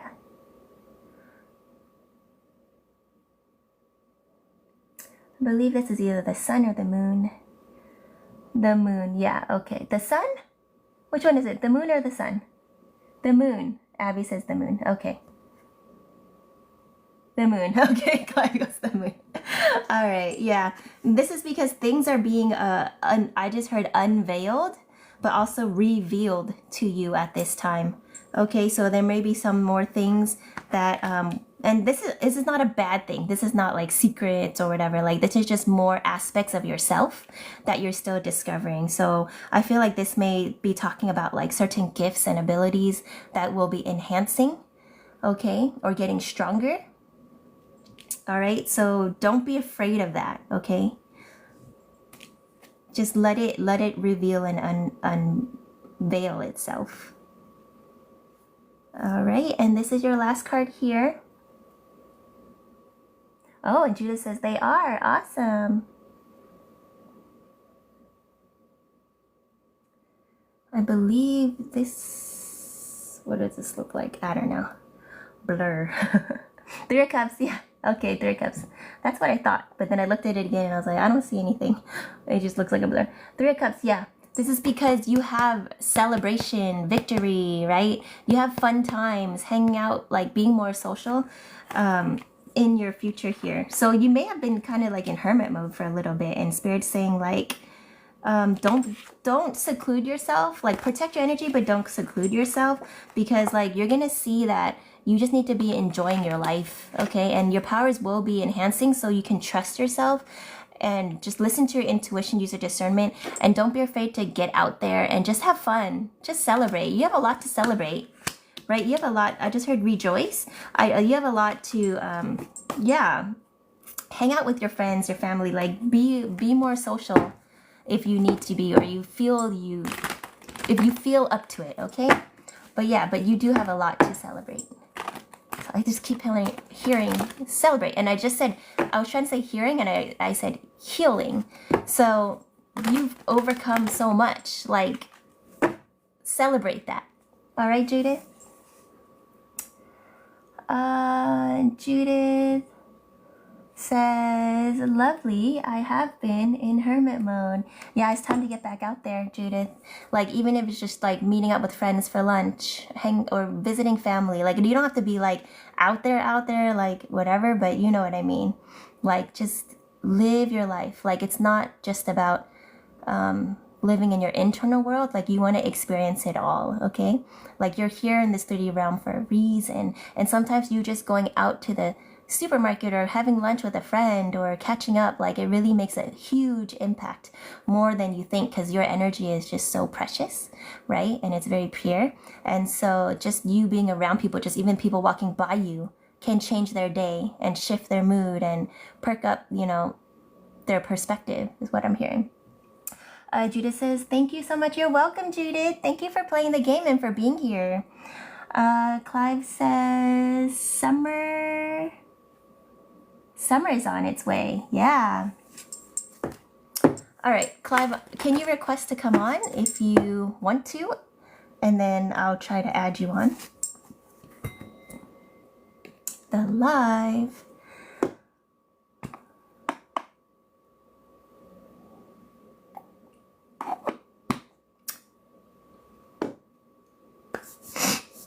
Okay, let me know when you requested so I can go look. But yeah, that was the collective reading, guys. And well, the last 8 cards were the personal readings for Abby and Judith. But if it resonated with you, take it as well. Because if you were here listening to it and it resonated, it was also a message for you. So remember to take what resonates and leave what doesn't. I sent it, but nothing happened. Okay, let me look.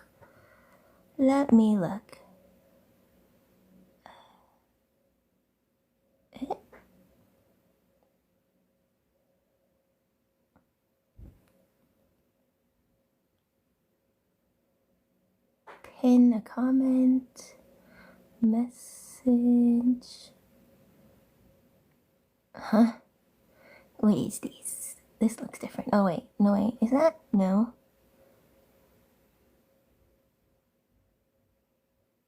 Huh? Okay, let's try again. That was weird. Okay, I do see a request, but will it let me? No, it just says pin. Pin a comment? I'm not trying to pin a comment. Maybe I'm pressing the wrong spot.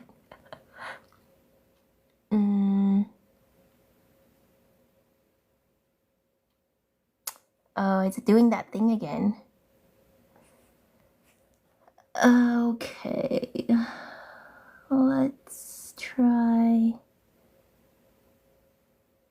here. Sorry, guys. Technical difficulties. I don't know what's going on.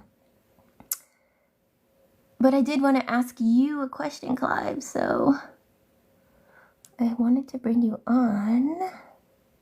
It just says messages, like I'm not trying to message, and then it says pin. Alright, let me see. Let's see. I can press like that. Oh wait, I think I got it.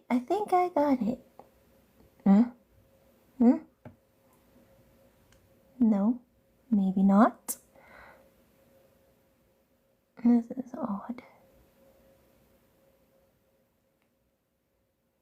Hold on. What? Okay, I'm gonna just press this. Hopefully that works. Did that work?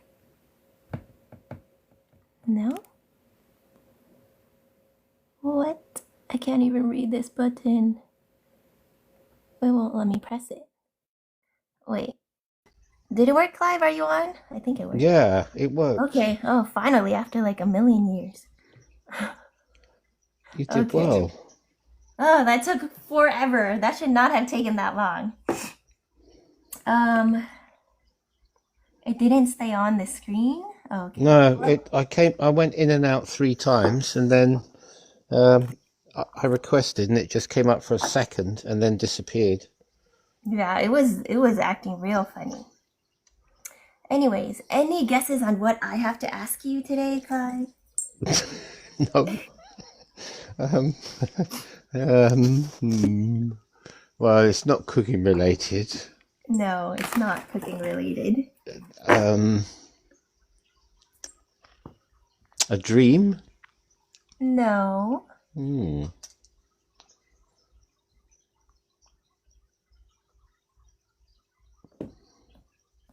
All right, I won't have you guess. It's about fish. Fish. Yeah, it's about fish. Okay. So I bought my son a betta fish or a beta fish like a week ago, Right. and I need to clean its water, Hmm. but I don't really know how to use a siphon. And like I looked it up online, and they say put the one end of the hose in and put some water, and then hold it upside down, and Yeah. then What have you got? What siphon did you let buy? me show you. I haven't opened it yet.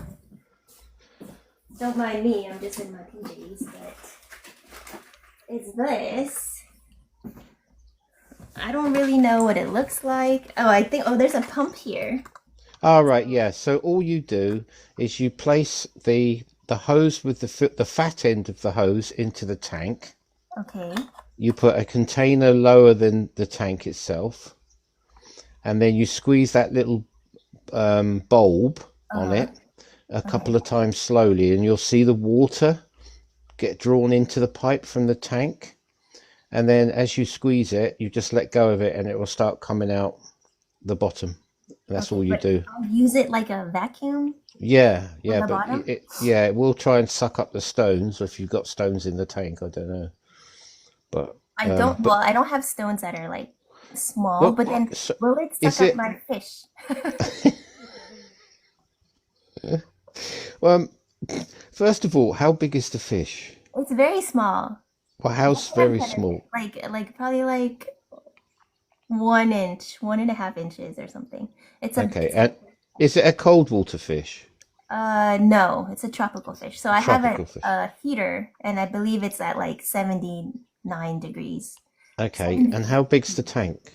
It's not very big. Because It's what maybe you like, don't want to do is if you got a heater in there, I assume. yeah, yeah. So you don't want to take too much water out at once. I was gonna do Um, like half the tank. yeah, because make Okay. sure the heater element is covered because it will heat up. If it's Right, exposed to the air, it will overheat. right. So what I would do is take like a quarter to a third of the water out and replace it with fresh water. And then if you want to clean it again in a week, do the same process. Mm, How long has it been in the tank for? a week. I Oh, just got it a week ago, so it's time for its first water change. Hence why okay. this is not open yet. Um, but Has it got a filter? yes, it has a filter. Do Have I you need to cleaned the wash it? filter yet? No. How do you clean the filter? I don't know. Show me. Can you show me? Or is it Well, not there's possible? like a sponge.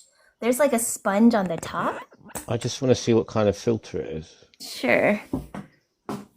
It's like, I don't know if you can see here. I'll turn the light on. Like this. It's like a sponge filter, and then it has this here, and then it has a sponge over here. I don't know if I'm pointing it at the right place. Yeah.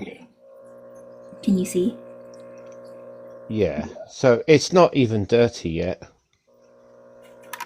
I mean, where's the fish? Show me the I fish. don't know. I can't see it. It's blue.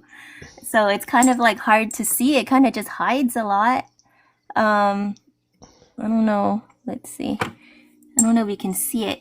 Sometimes it likes to hide in this corner by the rock, Mm. but I can't really. What's that ring above? Is that the heater or water Oh no, this is disperser? supposed to be like a hoop for it to like swim through. Oh, for okay. stimulation, but then it can also be like a feeding ring. So I put on the top, so I put the Oh, okay. food there so I can tell if it ate or not. Right. I wouldn't say you need to clean your tank yet. Really? Because Yeah, when I was researching, it said that especially if you have a smaller tank, because that's like a that is um a small tank, but it's a small yeah, fish, and he's it on is a his small own. yeah, and he's on his own. And you It's also only a need, 2 gallon. yeah, and you also need the bacteria to build up in the water a little bit and in the Right, but filter. I don't want like the nitrates or whatever to build up and be toxic. Yeah, that's only if you overfeed the fish. Oh, okay. But now So since any food that's not been eaten that floats around or sinks to the bottom is what turns into gives the nitrate that, hmm exposed, it rots. But if you're really worried, just take, I mean, to be honest, you could change the water by just dipping a jug in there and scooping it out. well, I want to suck up like any like doo doo on the bottom that settles in like the foliage or the rocks. Let me catch up on the comments. Sorry, guys, I didn't preface that the subject You change is see now, happening. I thought Ninja was going to ask me a profound spiritual question, No. and it was no, how do I This is clean my about fish fish tank? keeping. For those that watch Clive's lives, he used to start by showing his fish tank. So I know you're good Yes, at fish keeping. And I'm like, yes, it's so much work. And I only have one tiny beta fish. So yeah, I yeah. figured you would be the person to ask. So once you get the siphon going, right, you just take it very close to the bottom, like a couple of seconds, a couple of centimeters away, and it will suck up all the debris, Oh, okay. and it will go into the bucket. But it goes quite quickly because that's quite a big siphon. So just keep an eye on the water level as you do it. Oh, okay, so Judith says the water looks clean and I might not need to change it because so I did like extensive research, right? So here's the backstory to to the fish, right? So, my son was like not feeling good. He had a headache. I brought him to school and then I just brought him back with me because he's like, my head hurts too much. And I'm like, okay, I don't want you to, I was like, at least you tried to go to school. Like, I don't want you to suffer at school with a headache. So I brought him home and I gave him some medicine, did some healing, and he was fine after like an hour, right? So I was like, okay, now I need to entertain this little boy for the rest of the day. So I brought him to the fish store aquarium, and he loves going in there, and he like looks at all the different types of fish and all that stuff, and he's like, this is better than my school field trips. I'm like, just going to the fish store. He's like, yeah. I was like, okay. And then I was like, I bought a beta from that store like when I was in my like teenage years, Right. and it didn't last very long. Like the guy told me to just keep it in this little tank, and he's like, "Oh, they don't need a heater, they don't need a filter. You just have to feed it and change the water, right?" But like I did that, but the fish passed away after like 4 months. Right, so I made sure to ask. I never got another fish again. So that was my only experience taking care of fish, and I was like by myself. I had other Mm. fish when I was growing up, but I never took care of it. I just like fed it flakes, and that was it. And then, so I asked the guy, I was like, oh, I think they have betas here in this store. And he's like, a beta? I was like, yeah, they're super cool. Like, they're really beautiful. I used to have one. And then, like, he saw it and he read the price tag, which to my surprise was like $2.99. And I Right. was like, what? They're that affordable? Like I think I paid like I don't know, like $40 for like my beta, like after the tank and the food and the fish, right? And so I was like, what? And then I was like, are you serious? And my mom was there with me, so she's like, yeah, it's only $2.99. I was like, what? And then so I asked the guy, I was like, to double check the price. And then my son's like, oh, it's so cheap, mom. Can I get a fish? Can I get one? And I'm like, let's ask the guy. Yeah, it's not the fish, it's all the Yeah, other stuff you need, isn't it? yeah. That's I was like, expensive. let's exactly right because I know there's more to it, but even then, it's still like pretty affordable. So I was like, all right, if the fish is only like $3, like okay, what else? So I was like, let's ask what the fish needs to like for us to take care of it properly, right? So I asked, and he's like, oh, it's a betta. He's like, I was like, do they need like a filter and like a heater and whatever? He's like, no. He's like, all you need is a tank and food and water conditioner. I was like, are you sure? Because like, I haven't looked up, I didn't do any research at this point, which I should have. But um, I was like, well, I do have like this old fake like 1 gallon fish bowl for my son's like robot fish because I wanted to teach him how to take care of a pet, but not actually I have to take care of a pet. So, Right, yes. okay. And he loved going to the aquarium so much. I knew I would eventually get him a fish, but this is a really long, drawn out story.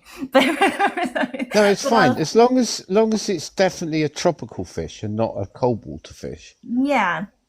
And So I so haven't looked it up yet, so it is a tropical fish. It's it like is. Yeah. it's from like Southeast Asia, like Yeah. Thailand. So it needs a heater and it needs a Yeah, filter. which I didn't find out till later. Right. So the Mm. guy kept insisting, like, oh no, all you need for a betta is a tank and water conditioner and the food. And he went and got the supplies. And I'm like, are you sure? He's like, yes. I asked him like 3 times. I was like, What, he anything worked in else? a fish shop? Yeah, he worked at the fish shop, and they have a whole bunch of like different types of like wildlife fish and stuff there, and like they've been there for like my whole life basically. So like I was like, all right, they must know what they're doing. They've been around for so long. Okay, but at the same time, back of my head, I remember I also bought a beta from them, like so many years ago. Even though I'm still so young, but back in my teenage years, and like, and my fish did not last long according to the instructions they told me, right? But back then there wasn't really like a lot of information on the internet like as accessible as it is now. So I'm like, okay, so here's the total of fish food, conditioner, water conditioner, and fish. It was like $10 and something cents. And I was like, Yeah, this, because the water conditioner is supposed to be to remove the chlorine that's put yeah, into your water. yeah. Thank you guys And for hanging in there in the comments. yeah, But but I wouldn't say it needs a clean yet. I'd give it 2 weeks before you really, clean it. because I Yeah. just did so much research and they're like, you need to clean your at least half the water tank The every trouble week. is, you get your son, just get something that you can put in the water and gently whoosh it along the bottom. Have you got stones in the bottom or anything? Or is it? Yeah, Yeah. yeah, So just whoosh it and then get your son to look. And if there's lots of food, excrement at the bottom of the tank, it will float about as you cause a little bit of a wave. And then if it's like that, you definitely need to clean it. But if it's only been a week, it's only a tiny fish, it's not going to poo that much, sort of thing. yeah. Well, okay, so back to my story. Back to my story. I'm like, okay, this is too good to be true. I come home, I put the fish in the small little 1 gallon bowl, and it's just sitting on the bottom. It's not swimming, it's not eating.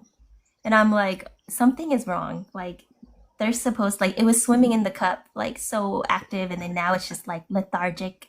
And then I research, I'm like, okay, I need to look up how to take care of this fish. I do not want this fish to pass away. This is my son's first, like, his own pet, like I would, and like, he named it Pug Face, which is like the weirdest name for a fish. I was like, are you sure?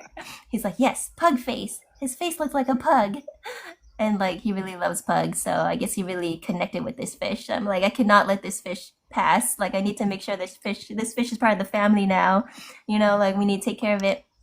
I do extensive research on how to take care of a beta fish. Number one thing is like the opposite of what the guy at the pet store told me.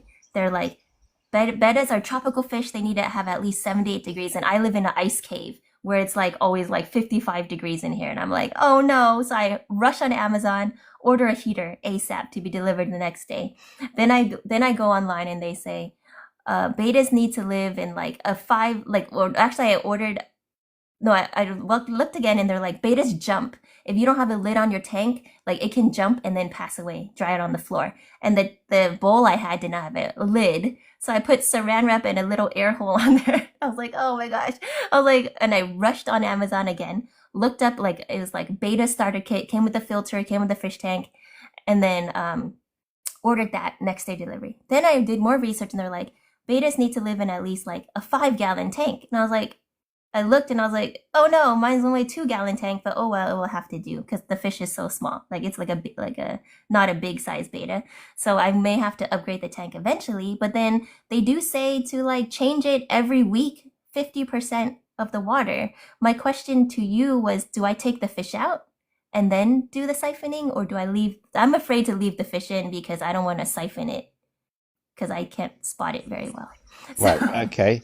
I don't want to stress I you. was just looking up the beta fish. Is it a Siamese fighting type Yes, fish? yes, yes, yes. All right. So they're quite aggressive. So that Yeah, you that's can't why they often live get two alone. together. Yeah. Right. Yeah. Okay. Got it. So the safest way to do it under your circumstances would be to have you got a net? No, Ah.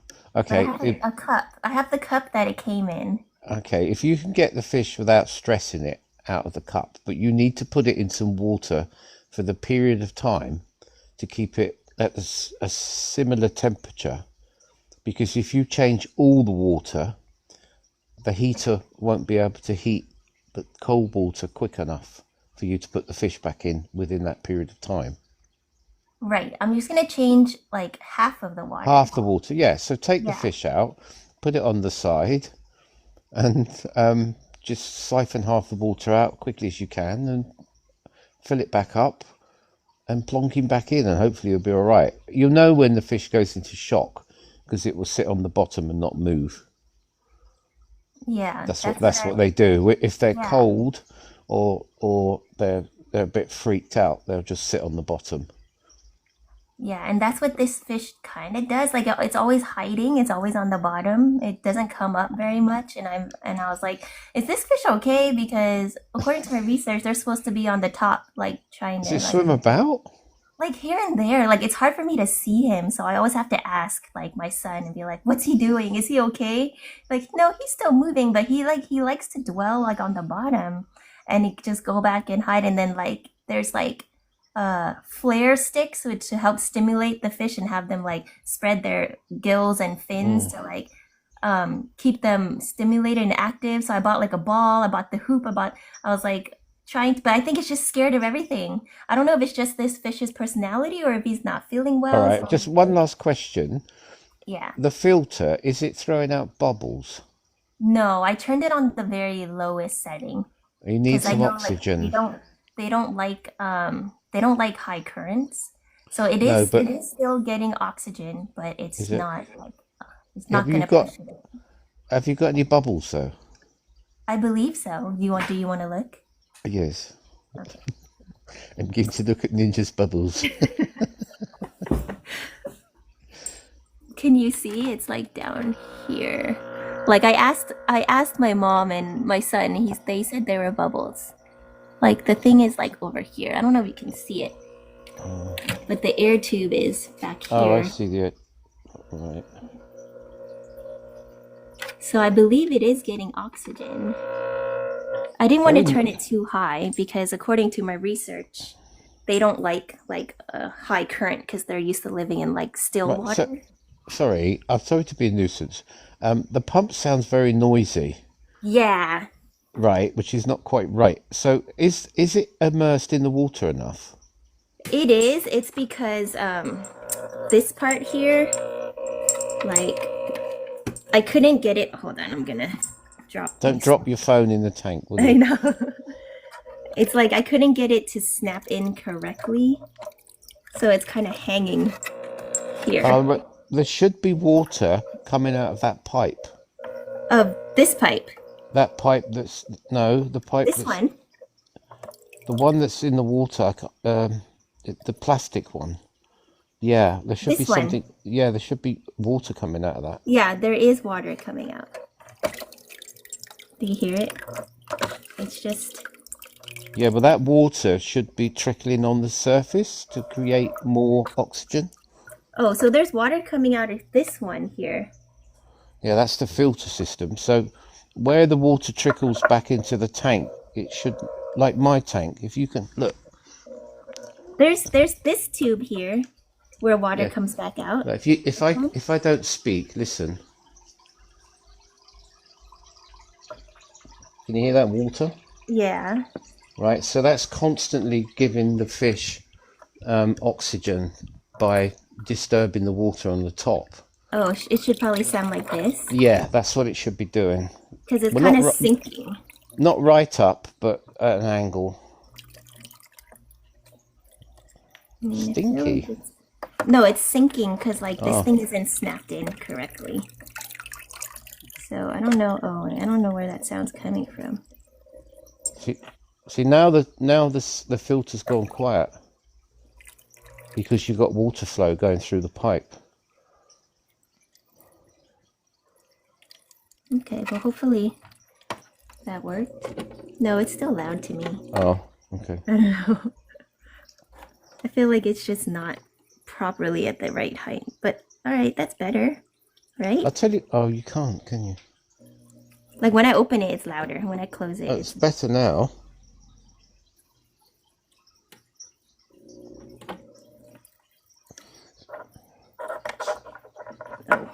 oh wait, hold on. I need to put you down for a second.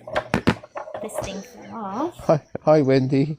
Ninja Oh, showed hi, me her Wendy. fish tank. We're just doing some aquarium maintenance. Aquatic. Yeah.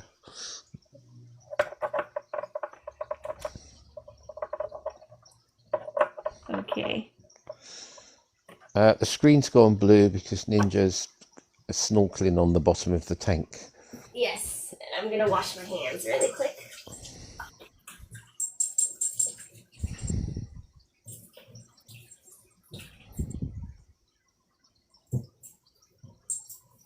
But yeah, where'd you go? Okay. Well, that's a bit better, I guess. But yeah, I don't know if you guys can see the fish. It's here somewhere. Well, yeah, it's in the corner there, I think. Oh, you Well, do he was. see him He on was this for a corner minute. by the rock. Yeah, the left-hand corner, but he's gone now. But yeah, does the water look clear to you guys? I feel like it's a little bit cloudy. But that could just be... That's pretty clear. But yeah, anyways. Well, I would be inclined, Ninja, to fill the tank up a bit more. More? Another inch or so, yeah. Okay, yeah, maybe. Well, because when I researched, they said not to. They said to leave space between the top Yeah, and the lid yeah, because because it can jump out.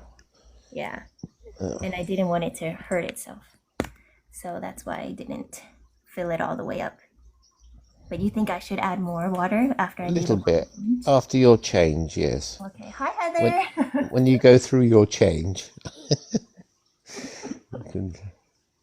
The water looks clear. Thank you, Abby. Thanks, guys, in the chat for hanging out during the fish talk. It was very random talk about how to take care of a fish. Let's see. What was the last time Ninja was live? Hi, Wendy. I think it was like 2 weeks ago. 3 weeks, maybe? It's been a while. But I did all the channeling and messages already, and now we're at the I did have a fish for 15 years, you know. Oh, I know you're really good at taking care of fish. One, yeah. But I've lost some recently, and I've got one that's not very well, and we can't work out what's wrong with him. Peculiar. But, yeah. I remember you told me about a fish that passed. Yeah. Like a couple years. Oh, a long time. Yeah. I think, there wasn't one fish under 5 years. Oh. Yeah. But there you go. Betas, I think you'll be lucky if they last 5 years. I think their average lifespan in captivity is like 2 to 4 years. And that doesn't include the time it takes for them to be grown before they're sold. So a lot of betas are like already a year old or more before you get them.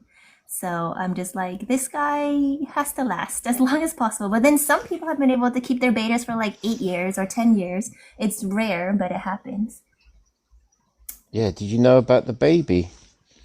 The birth of the bean? Did you already have the bean, Wendy? Hi, Stefan. No, I didn't. I mean, I know I lose track of time. So it is about that time. So did baby bean come early? Like a week or two early? I can't remember now. Yes. Did you know, Clive? I mean, you're Yeah, on more. Oh, congratulations, guys! 2 weeks old 2 weeks already. old. What? Wait, how early did she come? Like, based on your due date, was she 2 weeks early? Yes, the bean is here. She was 2 days too early. Oh, okay. What did we say? I can't remember. Oh, I think I got like 2 weeks early, but maybe it was 2 days. I guess it was 2 days. That's Two. pretty good. That's pretty good. Congratulations, Mama and Papa. Oh, so cute. 2 weeks. How are you online right now, Wendy? How are you here right now? Shouldn't you be sleeping? Let's see. We're telling everyone it was end of February. Aw, so cute. Aw, feeding time. Okay. Aw, congratulations, baby bean. Welcome. Because I remember way back. It was something to do with March. The baby something was happening in March about a year ago. Do you remember? That sounds It familiar. does sound familiar, doesn't it? Yeah, it does. Oh, Wendy says, I already slept. Girl, you need to sleep every chance you can get. But yeah, enjoy this time. It's so precious. So precious. Oh, congratulations. That is the best news. That is the best news.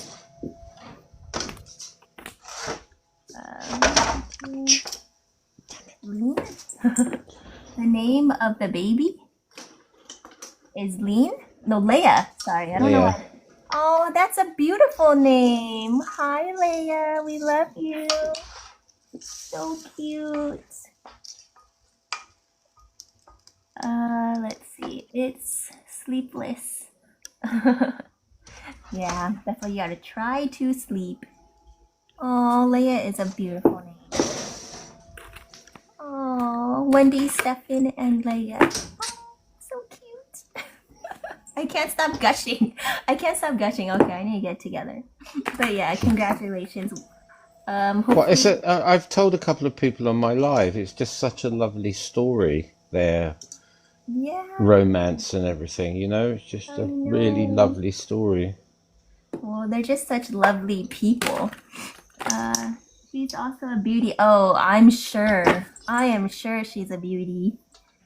But yeah, how was labor, Wendy? Because if you're up right now and on my live, like you must have done such an awesome job.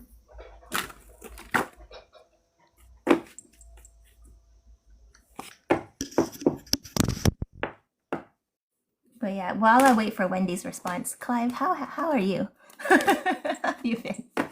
Any updates for me besides fish?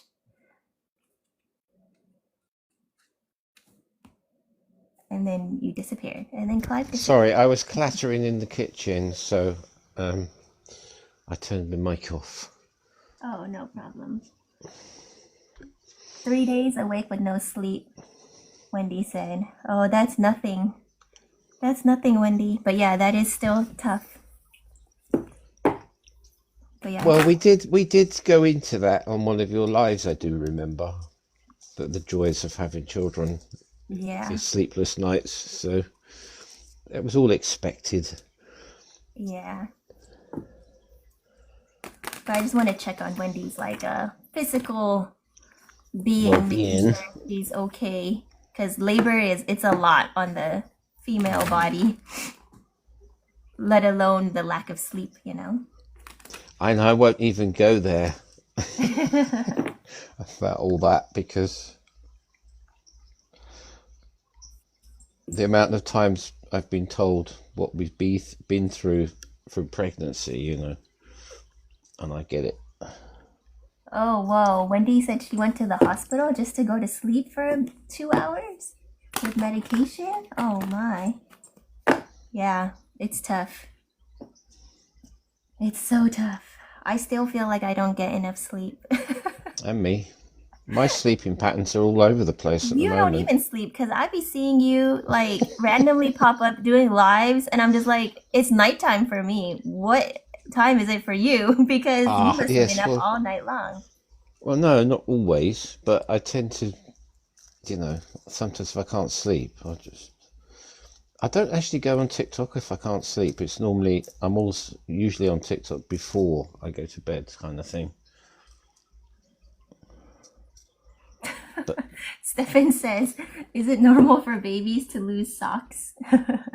Because OMG, yeah, yeah. Socks don't really like stay on their feet very well, or like, mittens or anything, because they're so it's tiny. only 2 weeks, so it's Yeah, and tiny. then Yeah. and then when you put them in the laundry, like sometimes your machine will eat it up because it's so tiny.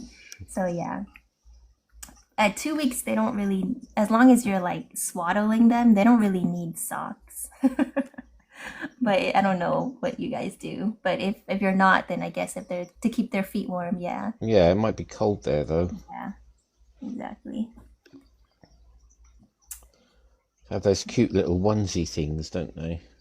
Yeah, oh yeah, they have those onesies with the footies. Yeah. But you have to make sure there's no like loose threads on the inside because sometimes they can wrap around the baby's toes and stuff Mm. and cause issues. So yeah, there's a lot of stuff, but I like to look at their cute little bare toes. They're so cute. But I think for my son, like he was born in like one of the coldest winters of all time.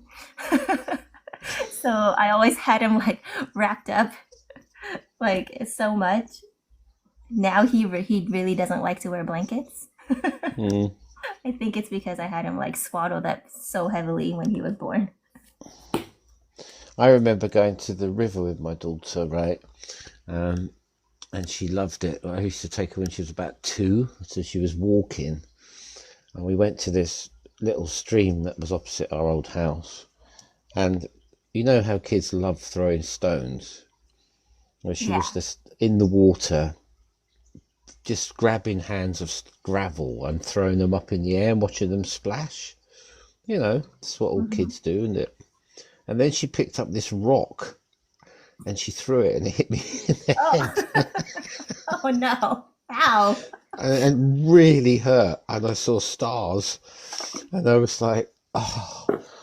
And she went bang, bang. And I said, yes, bang on my head. I said, not nice. You shouldn't throw stones at people. And she didn't throw it at me. Yeah, She's it just just happened to hit randomly, you. Yeah. yeah, I just happened to be in the way of where they were landing, you know.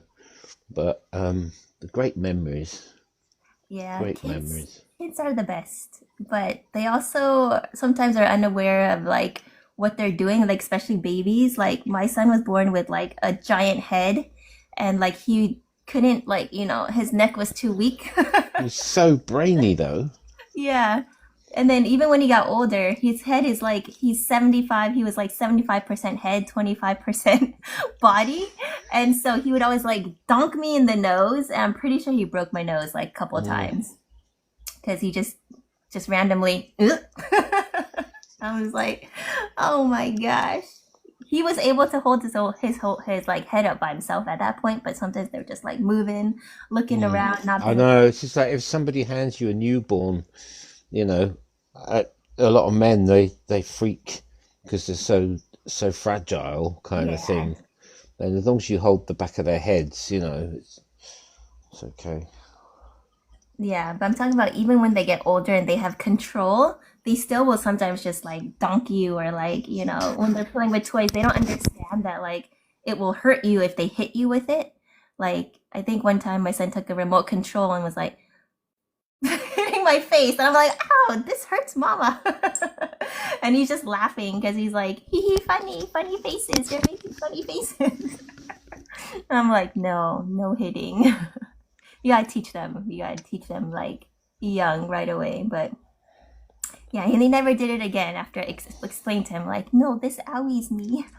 I was playing with a little kid the other day. Little, I think he's 2, and I was making him laugh, and he had a plastic horse, Uh-huh. you know, about sort of 6, 8 inches, hard plastic horse, and he was bouncing it on my lap, and I was going, ooh, like that, and he was laughing. And then he decided to plant the whole horse, legs and all, in my face. Just actually Oh my made my lip bleed, you know. God. But you can't do anything. You can't, Well, you you can't know. get mad at it, but it still No. hurts. Like, Yeah. all you can say is, ow, please don't do that. Yeah. And they try and do it again, don't they? Oh, hold on.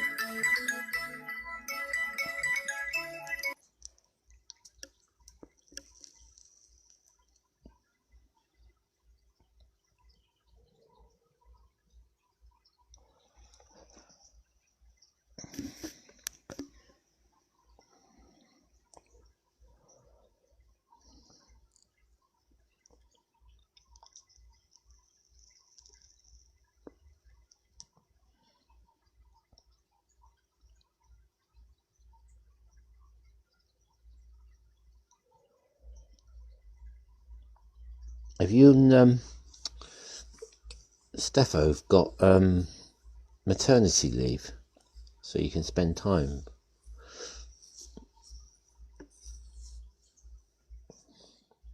Okay, I'm back.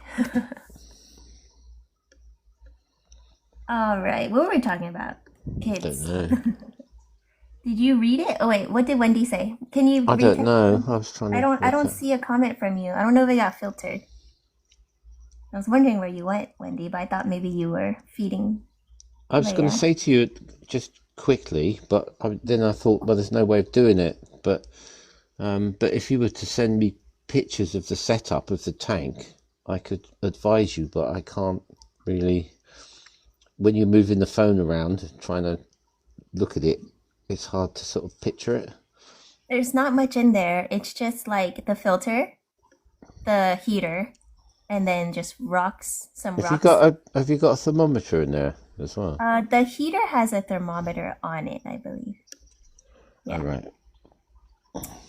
Yeah, So you can I tell. just was wondering, like, because some people are like, you don't want to stress out your fish, so don't take out your fish. Just suck, like, use the siphon around the fish. But then I'm like, some people are like, no, you should take out your fish. I never 'Cause- take mine out. oh, really? It would be too overwhelming for them. Yeah. Yeah. I Well, you just also what have more than one, so that Yeah. would be a lot. What I do is a bit sneaky. Is I fill the water as I take it out. Oh, that is sneaky. But then you have to condition it. So you precondition the water? Yeah. So Oh, when I put the new water in, it's already going in, so the level doesn't fall so dramatically, so the fish don't freak out. that Because is when the sneaky. level falls, the fish freak. Yeah. But then the thing with my fish is that Pugface just stays on the bottom, so I don't think he'll even notice that the water level is going down. But he will notice me trying to vacuum the bottom. So that's why I was like, oh, maybe I should take him out. I don't know. Well, I leave that up to you. Just make sure it doesn't jump out the cup. Oh, well, the cup has like a lid. It's the cup Okay. that came from when I bought him from the store. Wendy says, so, wait, what did you say? After that, oh, her water broke. Oh, I did see that thing. Oh, that you went to the hospital and then your water broke. Oh, you went to sleep before you went to labor. Oh, you went to the hospital before. Oh, I see, I see. Yeah, at the end, before you go into labor, like you get zero sleep. So that's good. That's good that you were already there. I see. Oh, I see, Wendy. Oh, and Judah said you never took your fish out either. Oh, I don't know. Now I'm like, well, the main reason why I would take my fish out is because I can't see him. No, I He's get it. like so tiny. I don't want to suck him up into the siphon. So, Well, you can get, if you're really so inclined, you can get a little container that contains the fish within the tank. oh, but isn't that the same concept as me using the cup? Like, what if I just put him in the cup and leave him with the lid closed, like floating in the water? Well, yeah, you could do that. Right? And then I Yeah. siphon out the bottom. and then I fill it back up and then let the water conditioner wait till the water conditioner works, and then I release him back in, but he's already in the water. Yeah, that's probably You know? a nice way to do things. Yeah, and then I figured I'd just put like some food in his cup so he can focus on eating. Um, but yeah. Also, side note, why are bloodworms so expensive? Like you would think that it wouldn't be like it cost me $20 for bloodworms and the fish cost What? $3. Yeah, I mean it's a big container, but then I tried to give one to the fish and it won't even eat it. And apparently they were supposed to love it. And I'm just like, Ah, okay. you want to get some frozen ones. I got some freeze dried Yeah, ones, but frozen ones. They come I in a didn't little want to block. deal with the You get these yeah. frozen ones, and they come in a little block. But then yeah, and I thought I researched that too, but then they're like if you only have one beta fish, you have to defrost the whole block and it's like a waste. And then it causes more nitrates if it just like Okay. sinks. So I was like, oh, freeze dried, don't have to worry about like freezing it, keeping it frozen, thawing it out, not not being able to like to eat it all. But then it won't even eat it at all. Maybe I'm like maybe the piece is too big. I don't know. It was a good labor. Good, Wendy. Better than you're thinking. Yeah, I just wanted you to be prepared, but I knew you would do good. I knew you would do good. You're like so strong. Like 2 weeks after I gave birth to my son, I could barely function. I was like, all I could do was like breastfeed, change the baby, go to the bathroom myself, brush my teeth. And that was it. I could barely even walk at that point. So the fact that you're have the energy to come on here, this live, type, and fill me in, update me, and like hang out is amazing, Wendy. Yeah, I couldn't even answer texts or even use my phone because I'm like too delirious. But yeah, you already went outside. What? Wow, that is amazing. You're a soldier. That's amazing. You're one of those that like walks around right after they give birth. Which is good. If you're able to do it, definitely do it. But yeah, not everyone is like that. That's amazing. But yeah, anyways, Clyde, any other updates to share? Did you want cards for yourself before I Um, hop off? yeah, I'm just keeping an eye on my dinner. That's all. So you do want cards. Yeah. Okay. You can see what the year brings for me. The come up and coming season. Okay, you got it. You got it. You got it. It always reminds me of oh, what's that film? Kevin, um, Home Alone. Oh, Credit card. You got it. yeah. I used to love that movie too. I always wanted a talk boy. Yeah, my daughter does a fantastic impression of because is it Danny DeVito says to the other guy, says, "What's that noise?" And that tall chest comes down the stairs and crushes him, don't they, at the end of the stairs, and he goes, "That's the sound of a tall chest coming down the stairs."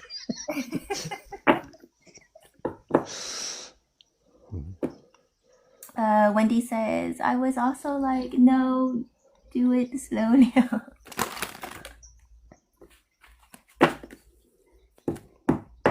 You're a trooper, Wendy. I'm so happy for you guys. Please keep us updated on how you guys are and the joys of being parents. It's literally like the best gift ever.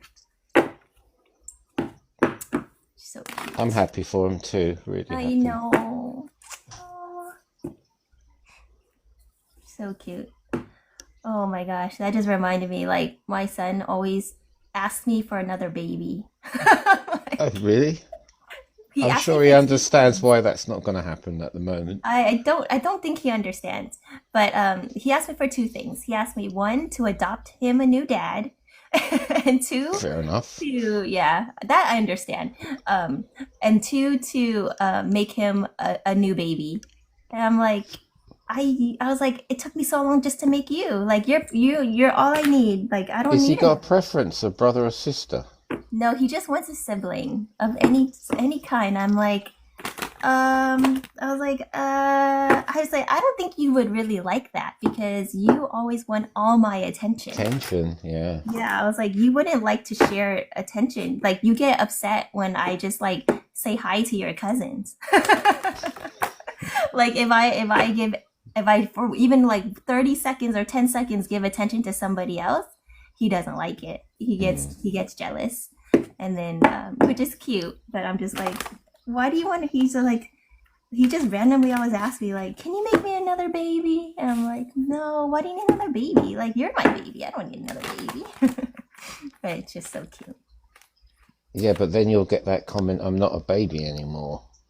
Yeah, I get both, right? He's like, He Mom, I'm not uses a that baby. I'm your baby when he wants something, but Exactly. Wendy says you cannot do that because of your uh what does that say? Stitches. stitches, Oh, yeah. like walk around. Yeah, I guess so. Yeah, you shouldn't be actually. You should be taking it easy. That's why I was like, if you're but then some people actually like that don't get some people don't require stitches or like it's so minimal and they feel fine to just like walk around. I had a friend, she gave birth, went to visit her like 2 hours later, like because it took me a while to get down to her, and then she was like, went to her hospital room, she was not there, and she was just like walking around the hallway, and I'm like, are you sure you just had a baby? Like, what are you doing? She's like, I feel fine. And then the doctors and nurses are like, ma'am, you need to lay down. You need to be resting right now. And she's just like so high, like she's very high energy, and she's just like very hyper, and was like, yeah, no, I'm fine, guys. Oh, hey. I was like, you know, you just had a baby, right? She's like, yeah, he's over there. I was like, okay, how are you doing this? That is amazing. I think what's name's was mum was the same. She was back home the following day, if I can remember Oh, correctly. your mom? No, my daughter's mother. Oh, yeah. Well, I think it really depends on like a person's physical health because everyone's body is different, you know. And like you said, I think you said your daughter's mom had like abs the whole pregnancy, or like right Yeah, after she gave birth, her I abs know are like it's a bit weird. I did, You got a I good did, memory. yeah, I did see one person with abs on their pregnant belly, and it was really weird. It does look a bit strange. Yeah, but I was like, wow, you are so fit. How is that even possible? I was like, are you a ninja turtle? Like, how are you pregnant? But With a what surprised me is how quickly it came back after, right, you know. because it was just water. It wasn't actually fat. So once she gave birth, and then it went down back down. Then her muscles came back together, and then yeah, her stomach muscles came back together, and then she just basically always maintained it, which is really good. And Abby said, "Wow, that's funny." All right, let me pull some cards for you, Clive, before I have to head out. All right, you want to know what's coming for you in this year. I do, yes, that would be nice. All right. Yeah, You and Abby never said, know, you see, what the tide's going to bring. right. Oh, this card just flew out at me. You're gonna have to read the card. Put in Oh, some. What does that say? Knight of Swords. Knight of Swords. So you need to take some swift, fierce action towards something.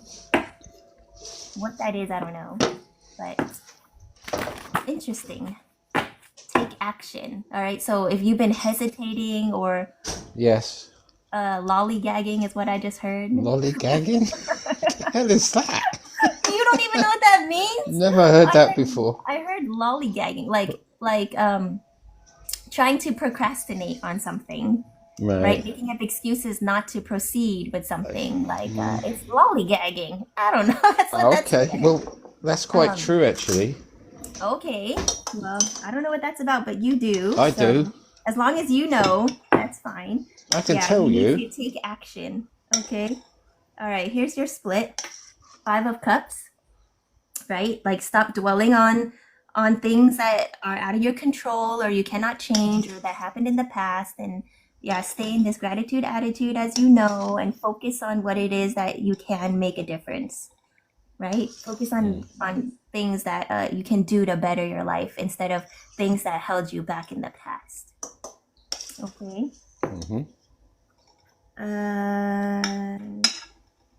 What is this card? The Knight of Swords again. Again? Oh, Yeah. well, yeah, take action. They're emphasizing that. Right, I'm off. I've got to go and do something right now. You probably have to eat your dinner. But yeah, oh, hold on. What does Stefan say? Stefan says, oh, Ninja, Leia has a thing where she's looking to a corner behind you in the bedroom. Oh, yeah, because, hello, you should know that all babies are able, they're still very connected to the spirit realm. And so they're able to sense and see things that most of us can't. But at the same time, she's your baby. So she's Wendy and your baby, Stefan. So she has extra abilities. So just don't be alarmed. My son did the same thing. But yeah, there are going to be some things that you're going to be like, wow. So don't be surprised. It's normal. You know she sees something. And Wendy says yes. Okay, and this is your first card. 5. What is this? The Queen of Wands. Queen of Wands. Yeah. You need to stand in your power, stand in your confidence. You know, the one thing I always tell you is to like release all these like old programmed insecurities that you have for no reason. Yes. Right? Like they don't make any logical sense, but for some reason you still think them, and you need to let that go. You've made progress, of course, but this is just a reminder to stand in your power. Like, do you know who you are? You are Clive Williams. Okay. Yep. There's no reason to be insecure or doubt or worry about anything. All right. And what is this card? Ooh, it's like 7 of Swords. It looks it.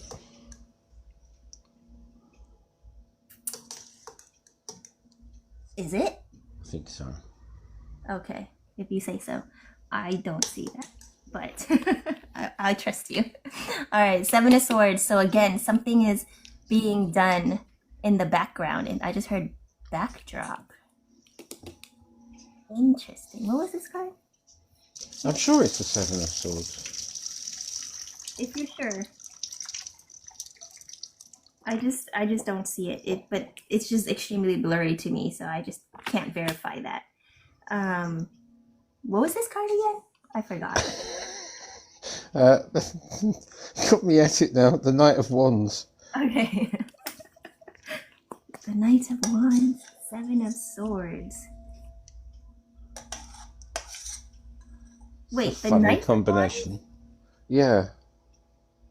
What I feel like you said it was something different earlier. Did I? I don't know. Hold them both up again, so I just double check.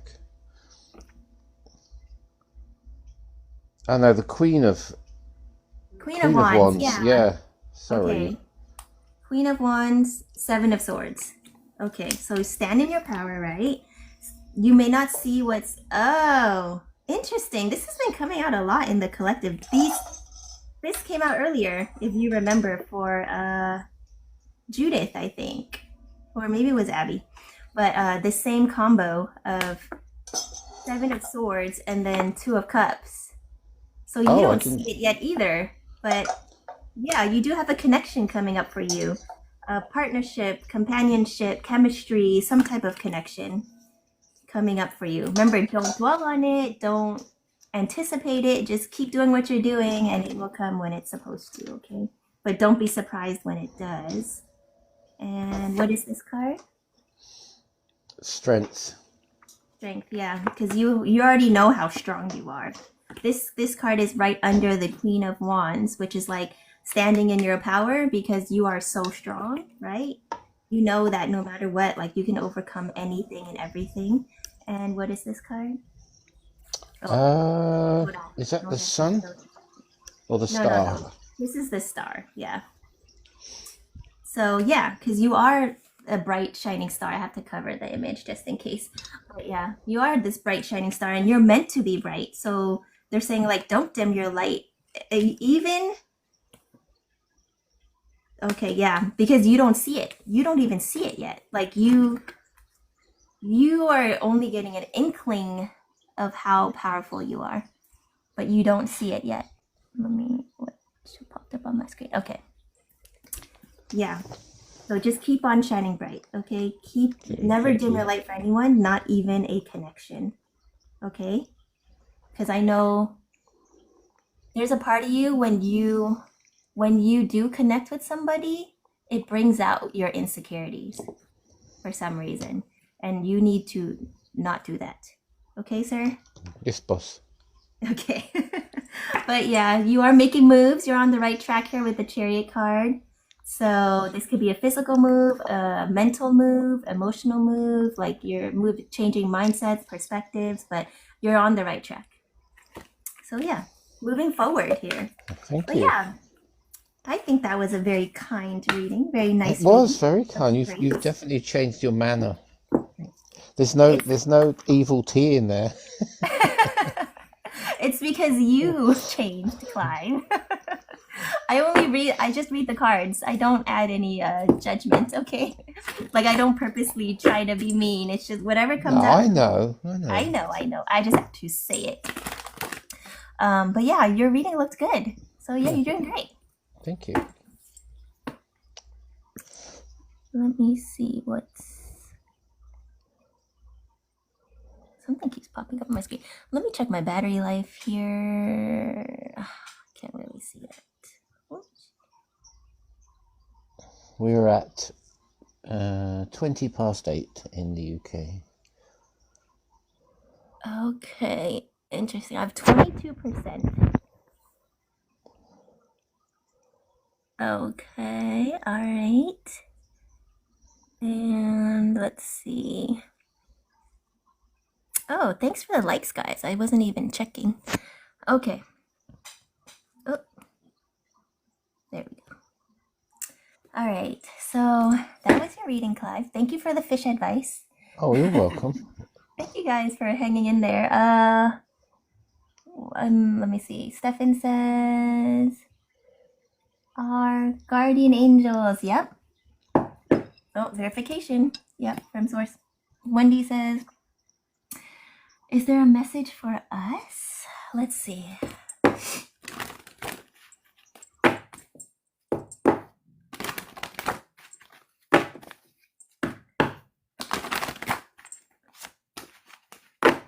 Since Leia is now here, we'll celebrate with a reading for you guys.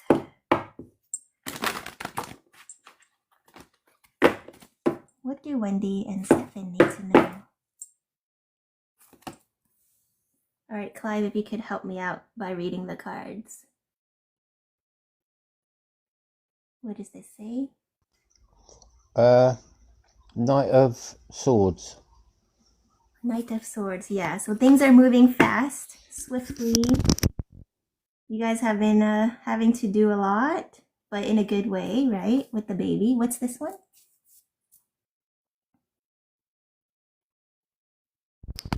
The Seven of Swords again. Seven of Swords. Interesting. A lot of swords. Knight of Swords, Seven of Swords. Taking action. Taking action. All right, let's see. What would the Seven of Swords be about, though? What's this one? Ah, that looks like the Four of Cups. Four of Cups. I'm sure there's three on the floor and one he's holding. That's the Four Oh, of Cups, isn't it? yeah, you're right.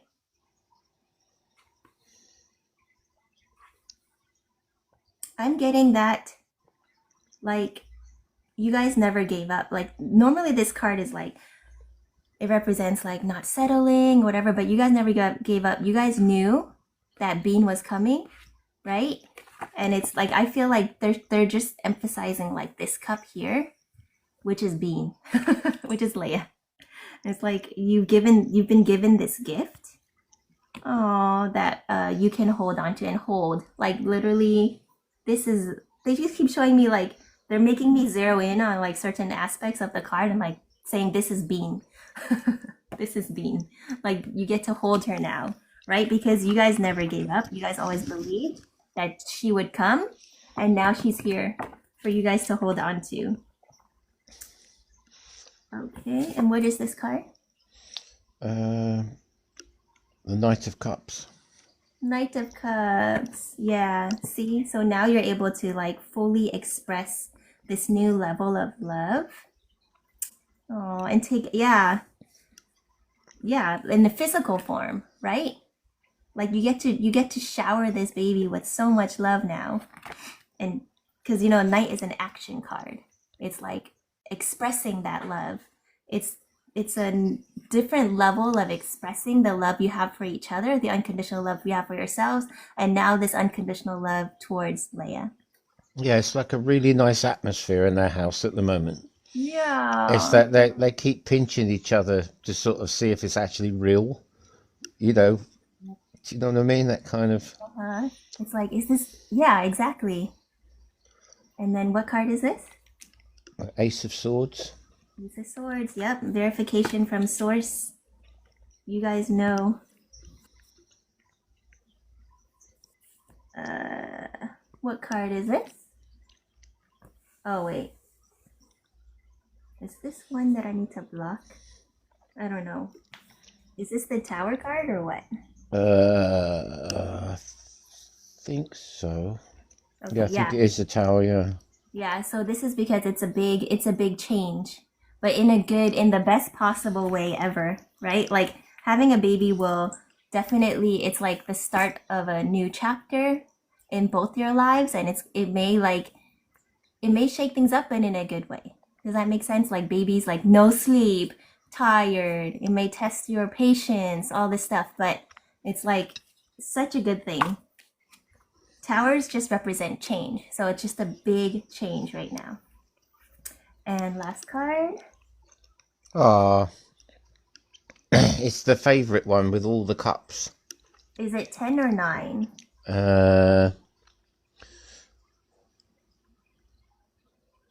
10. Yeah, Wish that's fulfillment. What I got. Yeah. Yep. Ultimate joy and fulfillment. It's like I feel like there's like this completion aspect. Yeah, that's what I feel family. like. Yeah, Yeah, definitely. it's complete. Yeah. Oh, that was such a like a adorable reading, which I don't think I've ever said before.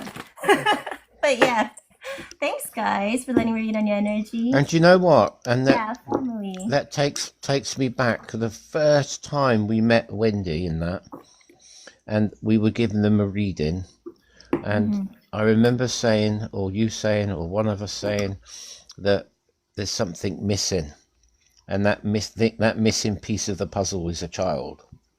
Right. And now they've completed the puzzle.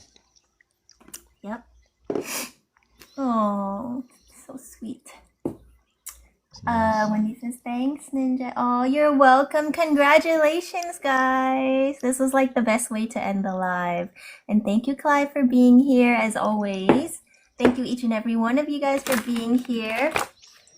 Well, thank you. So I'm gonna do my closing thing. So Clive can go eat dinner, and I need to go eat lunch. I'm gonna change my lives to spiritual guidance and aquatic advice. You should. I'm gonna be like, Clive, my fish won't eat. What do I do? Yeah. Judah says thank you, each and every one of you guys for being here, sharing your time, attention, and energy with me today. I return all your energy back to you, clean, purified, and ready for you to use, filled with love and light. And I call all my energy power back to me, clean, purified, ready for me to use as I see fit for my greatest and highest good and for your greatest and highest good always. And so it is done by divine decree. So more to be. Ashe, ashe, ashe.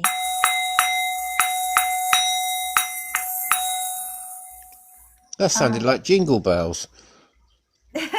Kind of, huh? But yeah, any closing statements, Clive? Be yourself. Enjoy the time that you have. Yes, exactly.